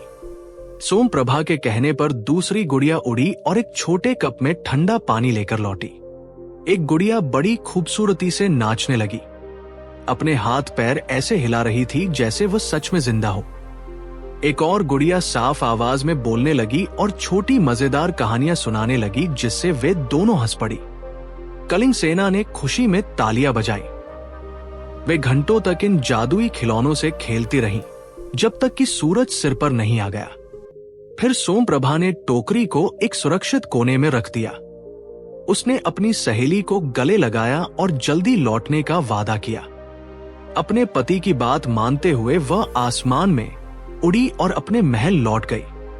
उस दिन कलिंग सेना उन अजूबों को देखकर इतनी खुश थी कि उसने खाना नहीं खाया। उसकी मां ने यह देखा और उन्हें चिंता हुई। उन्होंने परिवार के वैद्य आनंद को अपनी बेटी की जांच के लिए बुलाया। ध्यान से देखने के बाद वैद्य मुस्कुराए। उन्होंने कहा, यहां कोई बीमारी नहीं है। आपकी बेटी ने बीमारी की वजह से नहीं, बल्कि खुशी की वजह से अपनी भूख खो दी है। उसकी चमकती आंखें और मुस्कुराता चेहरा देखो, वो भूखा महसूस करने के लिए बहुत ज्यादा खुश है। रानी ने कलिंग सेना से पूछा कि वह इतनी खुश क्यों है। जब लड़की ने सोम प्रभा और जादुई गुड़ियों के बारे में बताया तो उसकी मां को चैन मिला। उन्होंने कहा, तुम्हें एक बहुत अच्छी सहेली मिली है। अब खाना खाओ और इस खुशी का आनंद लो। कलिंग सेना ने बात मान ली और फिर से पेट भरकर खाना खाया। अगले दिन सोम प्रभा फिर आई। अकेले में उसने कलिंग सेना से कहा, मैंने अपने पति से बात की है। वो बहुत से राज जानते हैं। जब मैंने उन्हें अपनी दोस्ती के बारे में बताया तो उन्होंने मुझे हर दिन तुमसे मिलने आने की इजाजत दे दी। अब तुम्हें भी अपने माता पिता से यही पूछना चाहिए ताकि हम बिना किसी डर के आजादी से साथ खेल सके। कलिंग सेना ने सोम प्रभा का हाथ पकड़ा और उसे सीधे राजा और रानी के पास ले गई। उसने गर्व से अपनी सहेली को मिलवाया। ये महान मय की बेटी और नलकुवर की पत्नी सोम प्रभा है। राजा कलिंग दत्त और रानी तारा दत्त ने उस सुंदर मेहमान का प्यार से स्वागत किया। वे उसकी शालीनता से बहुत प्रभावित हुए और खुश हुए कि उनकी बेटी की ऐसी अच्छी साथी है। राजा ने कहा, तुम्हारा यहाँ हमेशा स्वागत है। हम कलिंग सेना को तुम्हारी देखरेख में छोड़ते हैं। तुम दोनों जितना चाहो साथ में खुश रहो। लड़कियों ने खुशी खुशी उनका शुक्रिया अदा किया और साथ भाग गई। वे राजा द्वारा बनवाए गए एक शांत बौद्ध मंदिर में गई और साथ में जादुई खिलौनों की टोकरी भी ले गई। वहां एक शांत कोने में सोम प्रभा ने एक यक्ष की छोटी लकड़ी की मूर्ति निकाली। उसके कहने पर वह आसमान में ऊंचा उड़ा और बहुत दूर चला गया। जल्द ही वह वापस आया। उसके पास चमकते मोतियों, सुंदर रत्नों और सोने के कमलों का ढेर था। इन खजानों से दोनों सहेलियों ने मंदिर को सजाया और पूजा की। सोम प्रभा ने अपना हाथ हिलाया और अचानक हवा में बुद्ध की कई मूर्तियां दिखाई देने लगी, जो अपने अपने स्वर्ग जैसे घरों में चमक रही थी। इस चमत्कार की खबर राजा कलिंग दत्त तक पहुंची। वह रानी के साथ मंदिर आए और हैरानी से देखते रह गए। उन्होंने सोम प्रभा से पूछा, तुम ऐसे अजूबे कैसे करती हो? उसने आदर से सिर झुकाया। उसने समझाया, मेरे पिता मैंने बहुत पहले कई जादुई चीजें बनाई थी। जैसे पूरी दुनिया 5 तत्वों से बनी है, मिट्टी, पानी, आग, हवा और आकाश, वैसे ही ये खिलौने भी हैं। मिट्टी वाले खिलौने दरवाजों को इतनी मजबूती से बंद कर सकते हैं कि इंद्र भी उन्हें न खोल सके। पानी वाले खिलौने चीजों को जिंदा और चलता फिरता दिखाते हैं। आग वाले आग की लपटें निकाल सकते हैं। हवा वाले उड़ते हैं और सामान ढोते हैं। आकाश वाले साफ बोल सकते हैं। मेरे पिता ने मुझे ये सब सिखाया। पर एक बड़ी मशीन है जो अमर होने वाले पानी की रक्षा करती है। उसका राज केवल वही जानते हैं। जैसे ही उसने बात पूरी की, शहर में अचानक दोपहर के समय शंख बजने लगे, मानो स्वर्ग भी उसकी बातों से सहमत हो। फिर सोमप्रभा ने राजा से अपने स्वभाव के हिसाब से सादा खाना मांगा। राजा की इजाजत से वह और कलिंग सेना एक चमकते जादुई रथ में बैठ गई। कुछ ही पलों में वे आसमान में उड़ी और विंध्य पहाड़ों की ओर चल दी। वे मय के जमीन के नीचे छिपे महल में उतरी। सोमप्रभा अपनी सहेली को अपनी बड़ी बहन स्वयंप्रभा के पास ले गई। वो बड़ी बहन शांति से बैठी थी। उसके लंबे बाल सिर पर मुकुट की तरह लिपटे थे। हाथ में माला थी और उसने सादे सफेद कपड़े पहने थे। वो बहुत शांत और मजबूत दिख रही थी, जैसे मां पार्वती खुद तपस्या कर रही हो। स्वयंप्रभा ने प्यार से कलिंग सेना का स्वागत किया और उसे मीठे फल खिलाए। सोमप्रभा ने समझाया, सहेली, इन्हें खाओ। ये तुम्हारी सुंदरता को उम्र के साथ ढलने से बचाएंगे, जैसे ये कमल को ठंड से बचाते हैं। मैं तुम्हें यहां इसलिए लाई क्योंकि मैं तुमसे प्यार करती हूं और चाहती हूं कि तुम हमेशा जवान और सुंदर रहो। कलिंग सेना ने खुशी खुशी फल खाए। तुरंत ही उसे अपने शरीर में नई ताकत महसूस हुई, जैसे वह जीवन देने वाले पानी में नहाई हो। फिर स्वयंप्रभा ने उसे वह जादुई शहर दिखाया जो उसके पिता ने बनाया था। तालाबों में सोने के कमल तैर रहे थे। रास्तों के किनारे मीठे फलों से लदे पेड़ थे। सुनहरे और रंगीन पंखों वाले पक्षी चहक रहे थे। हर तरफ रत्नों के खंभे चमक रहे थे। जहां जमीन दिखती थी वहां कभी पानी आ जाता था और जहां पानी था वहां अचानक सूखे रास्ते खुल जाते थे। वह पूरी जगह मय के जादू से बनी सपनों की दुनिया जैसी थी। बहुत पहले सीता जी को ढूंढती हुई वानर सेना भी इसी शहर में आई थी और स्वयंप्रभा की दया से वे सुरक्षित बाहर निकल पाए थे। कलिंग सेना हैरानी से घूमती रही। उसे अपनी आंखों पर यकीन नहीं हो रहा था। जब उनकी मुलाकात खत्म हुई तो स्वयंप्रभा ने उसे गले लगाया और दुआएं दी। सोमप्रभा ने कलिंग सेना को रथ में बैठने में मदद की और वे तेजी से तक्षशिला लौट आई। वहां कलिंग सेना ने अपने माता पिता को सब बताया, उस छिपे हुए शहर के बारे में, जवानी देने वाले फलों और जादुई नजारों के बारे में। राजा और रानी ने चमकती आंखों से ये सुना। वे खुश थे कि उनकी बेटी अपनी सहेली की वजह से इतने अनोखे सफर कर रही है। दिन बीतते गए और दोनों सहेलियां रोज मिलती, खेलती और हंसती। पर एक दोपहर सोमप्रभा सोच में डूब गई। उसने कलिंग सेना का हाथ पकड़ा और धीरे से कहा, जब तक तुम्हारी शादी नहीं हुई है मैं यहां तुमसे मिल सकती हूं, पर जब तुम्हारी शादी हो जाएगी और तुम अपने पति के घर चली जाओगी तो मैं वहां कैसे आऊंगी। एक सच्ची सहेली को अपनी सहेली के पति को देखना या उससे बात भी नहीं करनी चाहिए। और सास, वे बहुत गुस्से वाली हो सकती है। कई सास नई बहू के साथ वैसा ही बर्ताव करती है जैसे भेड़िया एक मेमने को देख रहा हो। मैं तुम्हें कीर्ति सेना की कहानी सुनाती हूं ताकि तुम समझ सको। कीर्ति सेना और उसकी जालिम सास की कहानी।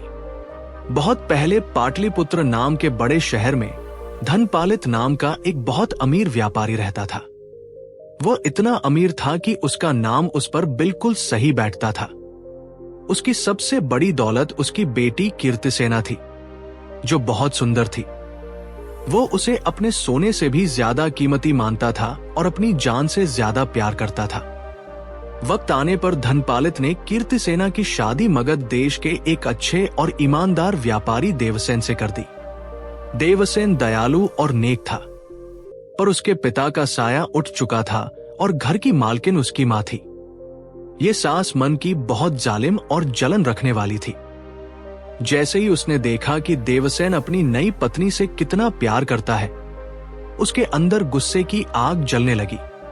जब भी देवसेन घर से बाहर होता, सास कीर्तिसेना के साथ बुरा बर्ताव करती, उसे कड़वी बातें बोलती और उसे तंग करने के तरीके ढूंढती।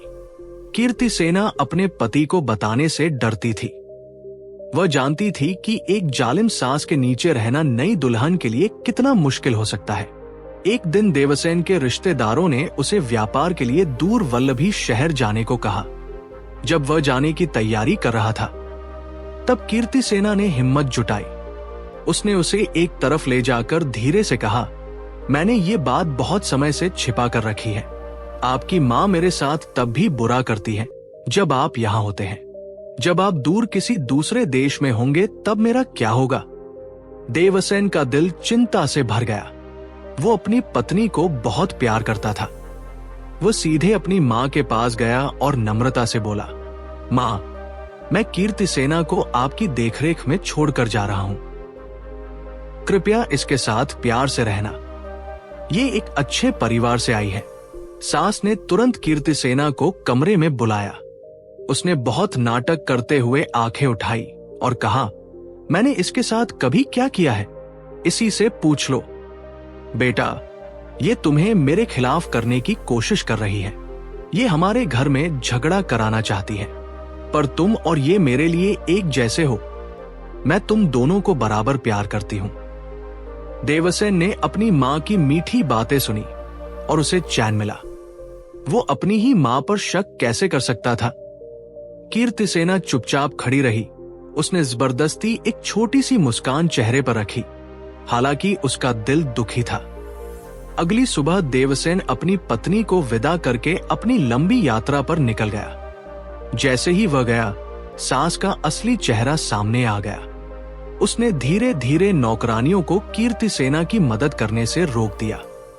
उसने एक वफादार नौकरानी के साथ मिलकर एक गुप्त योजना बनाई। एक दिन वह कीर्तिसेना को घसीटकर एक छिपे हुए कमरे में ले गई जहां कोई देख न सके। उसने गुस्से में कहा, तुमने मेरे बेटे का प्यार मुझसे छीन लिया है। नौकरानी की मदद से उसने कीर्तिसेना के अच्छे कपड़े उतार दिए।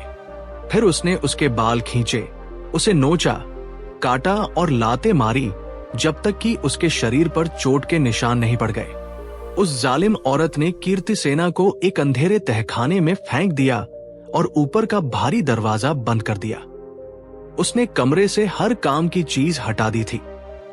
हर शाम वह आधा प्लेट चावल नीचे भेजती, जो कीर्तिसेना को बस जिंदा रखने के लिए काफी था। उसके मन में योजना थी कि कुछ दिनों बाद वो सबको कहेगी, बेचारी लड़की पति के बाहर होने पर बीमार होकर मर गई। अब हमें इसे बाहर ले जाना होगा। अंधेरे में अकेली कीर्तिसेना रोने लगी। उसने सोचा, मैं एक अच्छे परिवार से हूं। मेरा पति अमीर और दयालु है। मैंने कुछ गलत नहीं किया। फिर भी मैं इस पत्थर दिल औरत की वजह से यहां दुख झेल रही हूं। कोई ताज्जुब नहीं कि बेटी के पैदा होने पर परिवार क्यों डरते हैं। उसे सास के गुस्से और बदकिस्मती का सामना करना पड़ता है। दुख में दिन बीतते गए। फिर एक दिन जब वह आराम के लिए ठंडी दीवारों को छू रही थी, उसकी उंगलियों को कुछ सख्त चीज मिली। वो लोहे का एक छोटा फावड़ा था जिसे कोई बहुत पहले छोड़ गया था। उसके दिल में उम्मीद जागी। उसने धीरे से कहा, भगवान ने मुझे ये भेजा है। रात के समय जब ऊपर घर में सब शांत होता, कीर्तिसेना चुपचाप जमीन खोदती। काम धीमा और दर्द भरा था, पर वह लगी रही। आखिर में किस्मत ने साथ दिया और उसकी सुरंग सीधे घर के उसके अपने कमरे में जाकर खुली। वहां अब भी एक छोटा दिया जल रहा था जो उसकी कैद से पहले का था। उसकी हल्की रोशनी उसे अपनी ही अच्छाई की चमक जैसी लगी। उसने जल्दी से अपने अच्छे कपड़े और छिपा हुआ सोना इकट्ठा किया। आधी रात के समय वो चुपचाप घर से निकली और शहर के दरवाजों से बाहर चली गई। उसने सोचा, मैं अपने पिता के घर नहीं जा सकती। मैं वहां क्या कहूंगी? बिना सबूत के मैं कैसे समझाऊंगी? लोग शायद मेरा यकीन न करें। नहीं, मुझे अपने पति को खुद ढूंढना होगा। इस दुनिया या अगली दुनिया में एक अच्छी पत्नी के लिए उसके पति से बड़ा कोई सहारा नहीं है। उसने गंदगी और दर्द को धोने के लिए शहर के बाहर एक शांत तालाब में स्नान किया। फिर उसने एक राजकुमार के शानदार कपड़े पहने, अपने लंबे बालों को छिपाया और अपने शरीर को सावधानी से ढक लिया। बाजार में उसने कुछ सोना देकर सिक्के लिए और एक व्यापारी के घर रात बिताई। अपनी मुश्किलों के बारे में कुछ नहीं बताया। अगले दिन वह समुद्रसेन नाम के एक नेक व्यापारी से मिली जो वल्लभी जा रहा था। वह राजकुमार के कपड़ों में ही उसके साथ चल दी। उसने कहा, मेरे रिश्तेदारों ने मेरे साथ गलत किया है। मैं वल्लभी में अपने दोस्तों के पास जा रहा हूं। समुद्रसेन ने उसका बहुत आदर किया, ये सोचकर कि वह एक ऊंचे खानदान का युवक है। व्यापारियों का काफिला जंगल के रास्ते से गया जहां कर कम देना पड़ता था और यात्री सुरक्षित महसूस करते थे। कई दिनों बाद उन्होंने रात के लिए डेरा डाला। अचानक एक सियारनी की डरावनी आवाज गूंजी। व्यापारी आवाज जानते थे, इसका मतलब था कि डाकू पास में ही है। रक्षकों ने अपने हथियार उठा लिए। अंधेरा किसी फौज की तरह छा गया। राजकुमार के कपड़ों में कीर्तिसेना का दिल डर से बैठ गया। उसने सोचा, पहले मेरी सास ने मुझे कब्र जैसे अंधेरे में फेंका, अब डाकू यहां मुझे मार सकते हैं। अगर उन्होंने मेरे कपड़े उतारे और उन्हें पता चला कि मैं एक औरत हूं तो और भी बुरा हो सकता है। बेइज्जती से तो मौत अच्छी है। मुझे खुद को बचाना होगा, चाहे मुझे अपने अच्छे दोस्त समुद्रसेन को ही क्यों न छोड़ना पड़े।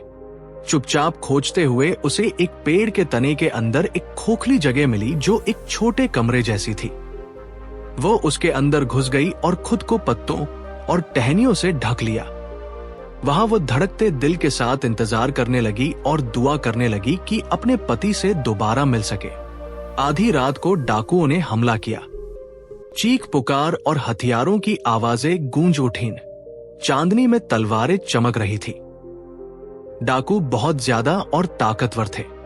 उन्होंने समुद्रसेन और उसके आदमियों को मार डाला, सारा सामान लिया और जंगल में गायब हो गए।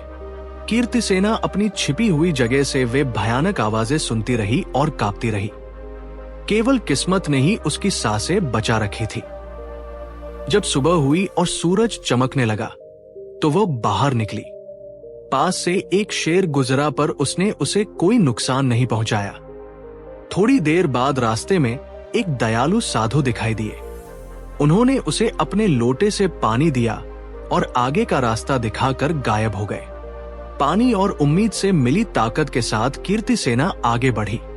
शाम होते ही सूरज की किरणें ऐसी लग रही थी जैसे कोमल हाथ कह रहे हों, एक रात और आराम कर लो। उसे एक और पेड़ मिला जिसकी जड़ें खोखली थी और वह टहनियों से रास्ता बंद करके अंदर छिप गई। उस रात एक छोटी सी दरार से उसने एक डरावना नजारा देखा। एक बड़ी राक्षसी अपने बच्चों के साथ आ रही थी। वो राक्षसी ठीक उसी पेड़ पर चढ़ गई जहां कीर्तिसेना छिपी थी। उसके बेटे रोते हुए पीछे आए। मां, हमें भूख लगी है, हमें खाना दो। राक्षसी ने आह भरी। आज मैं एक बड़े कब्रिस्तान में गई थी पर कुछ नहीं मिला। यहां तक कि चुड़ैलों ने भी मुझे हिस्सा नहीं दिया। हारकर मैंने भगवान शिव के उग्र रूप की पूजा की। उन्होंने मेरा नाम और परिवार पूछा। जब मैंने बताया कि मैं खर और दूषण के राक्षसी खानदान से हूं तो उन्होंने कहा, यहां से पास ही वसुदत्त शहर जाओ। वहां का राजा इस जंगल की रक्षा करता है और कर कम रखता है। एक दिन शिकार करते समय वह आराम कर रहा था और एक कन खजूरा उसके कान में घुस गया। उसने वहां अंडे दे दिए हैं और अब बहुत से कन खजूरे उसके सिर के अंदर रहकर उसकी ताकत खा रहे हैं। डॉक्टरों को कारण नहीं पता। कुछ ही दिनों में वो मर जाएगा। जब वह मरेगा तो उसका मांस खाना, तुम्हारा पेट 6 महीने तक भरा रहेगा। पर वो भोजन तो अभी दूर है। अब हम क्या करें मेरे बच्चों? छोटे राक्षसों ने पूछा। अगर किसी को इस बीमारी का पता चल जाए और वह इलाज कर दे तो क्या राजा बच जाएगा? ऐसी बीमारी कैसे ठीक हो सकती है? उनकी मां ने गंभीरता से जवाब दिया, अगर कारण पता चल जाए तो वो बच जाएगा। पहले उसके सिर पर गुनगुना मक्खन रगड़ना चाहिए और उसे तेज धूप में बिठाना चाहिए। फिर उसके कान में एक खोखली नली डालनी चाहिए जो ठंडे पानी के घड़े के ऊपर रखी एक धातु की प्लेट के छेद तक जाती हो। गर्मी से कन खजूरे बाहर निकलेंगे। वे ठंड की तलाश में नली से होकर पानी में गिर जाएंगे। कीर्तिसेना ने नीचे अपनी छिपी हुई जगह से एक एक शब्द सुना। उसने सोचा, अगर मैं आज की रात बच गई तो मैं राजा वसुदत्त के शहर जाऊंगी। वो इसी जंगल के किनारे हैं और मेरे पति जैसे व्यापारी अक्सर वहां से गुजरते हैं क्योंकि वहां कर कम है। मरने से पहले समुद्रसेन ने मुझे यह बताया था। मैं राजा को ठीक करूंगी और अपने पति के लौटने तक वहां सुरक्षित इंतजार करूंगी। जब सुबह हुई और राक्षस चले गए तो कीर्तिसेना पेड़ से बाहर निकली। वह थकी हुई थी पर नई उम्मीद के साथ वसुदत्त शहर की ओर चल दी। कीर्तिसेना जंगल के रास्ते पर धीरे धीरे चलती रही।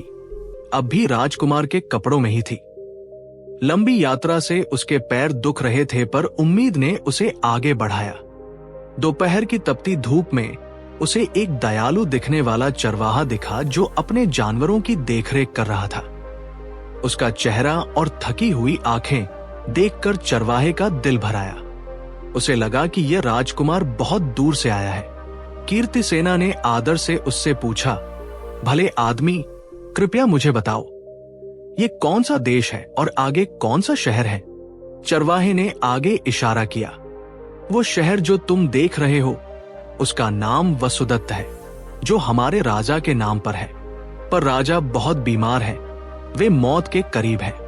कोई भी डॉक्टर उनकी मदद नहीं कर पाया है। कीर्तिसेना के दिमाग में एक चमक आई। उसे राक्षसी की बातें याद आई। उसने शांत होकर कहा, अगर कोई मुझे राजा के पास ले चले तो मैं जानता हूं कि उनकी बीमारी कैसे ठीक करनी है। चरवाहे की आंखें फटी रह गई। मैं अभी शहर जा रहा हूं, मेरे साथ चलो, मैं तुम्हें रास्ता दिखाऊंगा। कीर्तिसेना तुरंत मान गई। चरवाहा उसे शहर के दरवाजों से होता हुआ सीधे महल ले गया। उसने फिक्रमंद दरबान को सब बताया कि यह जवान मुसाफिर राजा को ठीक करने का दावा कर रहा है। दरबान भागकर अंदर गया और राजा को बताया। जल्द ही रक्षक आए और कीर्तिसेना को राजा के कमरे में ले गए। राजा वसुदत्त अपने बिस्तर पर लेटे थे। दर्द से वे बहुत दुबले और कमजोर हो गए थे। पर जब उन्होंने पुरुष के कपड़ों में कीर्तिसेना को देखा तो उनकी आंखों में उम्मीद की एक हल्की किरण जागी। उसकी कोमलता ने शायद उनके दर्द को थोड़ा कम कर दिया। अंदर से उनकी आत्मा को लगा कि ये कोई सच्चा दोस्त है। राजा ने कमजोर आवाज में कहा, नेक मुसाफिर, अगर तुम इस भयानक बीमारी को दूर कर दो तो मैं तुम्हें अपना आधा राज्य दे दूंगी। कल रात मैंने सपना देखा कि एक औरत ने मुझ पर से एक काला कंबल हटा दिया है। मुझे यकीन है कि तुम्हें ही मुझे बचाने के लिए भेजा गया है। कीर्तिसेना ने सिर झुकाया। आज का दिन लगभग खत्म हो गया है मेरे राजा, अब आराम करो। कल मैं तुम्हारा सारा दर्द दूर कर दूंगी। धीरज रखो। उसने बड़े प्यार से राजा के सिर पर गाय का गुनगुना मक्खन रगड़ा। उस स्पर्श से उनकी थकी हुई आंखों में नींद आ गई और कई दिनों में पहली बार तेज दर्द कम हुआ। महल में हर कोई हैरानी से कानाफूसी करने लगा। ये जरूर कोई देवता है जो वैद्य बनकर आया है। हमारे पिछले जन्म के अच्छे कामों ने आज मदद भेजी है। रानी ने खुद बहुत आदर के साथ कीर्तिसेना का ध्यान रखा। उसे अच्छा खाना दिया और रहने के लिए एक आरामदायक कमरा दिया जिसमें नौकरानियां उसकी सेवा के लिए थी। अगले दिन दोपहर के समय कीर्तिसेना ने मंत्रियों और महल की महिलाओं को राजा के बिस्तर के पास इकट्ठा किया। उसने फिर से मक्खन गरम किया और उसे राजा के सिर पर रगड़ा। फिर उसने उन्हें दोपहर की तेज धूप में बिठाया। उसने राजा के कान में एक पतली खोखली नली डाली और उसे ठंडे पानी के घड़े के ऊपर रखी धातु की प्लेट से जोड़ दिया, जैसा राक्षसी ने बताया था। हर कोई अपनी सांसें रोककर देख रहा था। धीरे धीरे छोटे छोटे कन खजूरे बाहर निकलने लगे, जो गर्मी की वजह से भाग रहे थे। वे नली के रास्ते ठंड की तलाश में नीचे पानी में गिर गए। कीर्तिसेना ने एक एक करके उन्हें गिना, 50 और फिर पूरे 150। उसने राजा को आराम देने के लिए उनके सिर पर दूध और पिघला हुआ मक्खन डाला। कुछ ही घंटों में उनके शरीर में ताकत लौट आई। उनके चेहरे पर फिर से रंग आ गया। वे उठकर बैठ गए। महीनों बाद वे दर्द से आजाद थे। पूरे दरबार में खुशी की लहर दौड़ गई। लोग पानी के घड़े में रेंगते हुए कन खजूरों को सदमे और एहसान के साथ देख रहे थे। राजा ने उन जहरीले जीवों को देखा जिन्होंने उन्हें लगभग मार ही दिया था, और उन्हें लगा जैसे उनका नया जन्म हुआ हो। वे बिस्तर से उठे और कीर्तिसेना को गले लगा लिया। महल में बड़ा जश्न शुरू हुआ। संगीत, दावतें और नाच होने लगा। राजा ने कीर्तिसेना को गावों, हाथियों, घोड़ों और सोने के ढेरों से सम्मानित किया। रानियों और मंत्रियों ने उसे गहने और अच्छे कपड़े दिए। उन्होंने कहा, तुमने हमारे राजा की जान बचाई है, तुम इन सब चीजों के हकदार हो। पर कीर्तिसेना ने वे तोहफे राजा के हाथों में वापस दे दिए। उसने कहा, इन्हें मेरे लिए संभाल कर रखें। मैं अभी कुछ समय के लिए एक कसम के नीचे हूं। वो कई दिनों तक महल में रही, पुरुष के कपड़ों में ही, जहां सब उसका आदर करते थे। फिर एक सुबह उसे बहुत अच्छी खबर मिली कि महान व्यापारी देवसेन अपने काफिले के साथ वल्लभी से यहां पहुंचा है। कीर्तिसेना का दिल तेजी से धड़कने लगा। वह बाजार की ओर भागी जहां व्यापारियों ने डेरा डाला था। वहां गाड़ियों और सामानों के बीच उसने अपने पति को देखा। वो वैसा ही सुंदर दिख रहा था जैसा उसे याद था। इतने समय की जुदाई के बाद उसकी आंखों में आंसू आ गए। वह दौड़कर गई और उसके पैरों में गिर गई। अपने खुशी के आंसुओं से उसने उसके पैर धो दिए। देवसेन हैरानी से उस राजकुमार को देखने लगा जो उसके सामने झुका था। फिर उसने पास से देखा, वही आंखें, वही चेहरा। अचानक उसे पहचान आ गई। वह चिल्लाया, कीर्तिसेना। उसका दिल प्यार और हैरानी से भर गया। ये बात आग की तरह फैल गई। राजा वसुदत्त खुद वहां दौड़ते हुए आए। कीर्तिसेना ने खड़े होकर अपनी पूरी कहानी सुनाई। उस जालिम सास के हमले से लेकर तहखाने, सुरंग से भागने, डाकुओं, राक्षसी के राज और कैसे उसने खुद को बचाने के लिए पुरुष का भेष बनाया और राजा को ठीक किया। देवसेन चुपचाप सुनता रहा। अपनी मां के लिए उसके अंदर गुस्सा भर आया और साथ ही अपनी पत्नी के दुख के लिए उसे बहुत अफसोस हुआ। उसे अपनी पत्नी की हिम्मत और समझदारी पर बहुत गर्व हुआ। वहां मौजूद व्यापारियों और लोगों ने जोर जोर से जयकार की। देखो कैसे एक सच्ची पत्नी प्यार, शर्म और तेज दिमाग के साथ हर जंग जीत लेती है। राजा वसुदत्त की आंखों में आंसू आ गए। उन्होंने कहा, कीर्तिसेना ने माता सीता से भी ज्यादा दुख झेला है। आज से वह मेरी सगी बहन की तरह है। उसने मेरी जान बचाई है। उन्होंने देवसेन की तरफ मुड़कर कहा, मैंने जो भी गांव, हाथी और घोड़े दिए थे वे सब अब कीर्तिसेना के हैं। कीर्तिसेना ने झुककर प्रणाम किया। महान राजा, कृपया ये सब मेरे पति देवसेन को दे दे। राजा मान गए। उन्होंने देवसेन के सिर पर सम्मान की पगड़ी बांधी और सारा खजाना उसे सौंप दिया। देवसेन की दौलत अब और भी बढ़ गई थी। उसके बाद देवसेन और कीर्तिसेना वसुदत्त शहर में ही सुख से रहने लगे। उसने अपनी जालिम मां से दूरी बना ली। हर दिन वह अपनी पत्नी की बहादुरी और अच्छाई की तारीफ करता। उसने अपने दुखों को गौरव में बदल दिया था और अपने परिवार के लिए सम्मान और दौलत लाई थी। अपने सुंदर घर में कीर्तिसेना अपने पति के अच्छे कर्मों के इनाम की तरह रहने लगी। सोमप्रभा ने अपनी कहानी खत्म की और प्यार से कलिंग सेना को देखा। सच्ची औरतें ऐसा ही करती हैं। वे बुरी किस्मत का सामना करती हैं, पर अपनी इज्जत को खजाने की तरह बचा कर रखती है। उनकी अच्छाई ही उनके और उनके पति के लिए खुशहाली लाती है। इसीलिए मेरी प्यारी राजकुमारी, मैं तुम्हारे लिए एक ऐसा घर चाहती हूँ जहाँ कोई जालिम सास या बुरी ननद ना हो। कलिंग सेना बड़ी बड़ी आंखों से ये कहानी सुन रही थी। वो पूरी तरह इस कथा में खो गई थी। सूरज डूबने लगा था और आसमान में रंग बिखर रहे थे। सोम प्रभा ने अपनी सहेली को जोर से गले लगाया। हालांकि कलिंग सेना उसे जाने नहीं देना चाहती थी। एक आखिरी बार गले मिलकर सोम प्रभा हवा में उड़ी और अपने महल लौट गई, जबकि कलिंग सेना अगले दिन के इंतजार के सपनों में खो गई।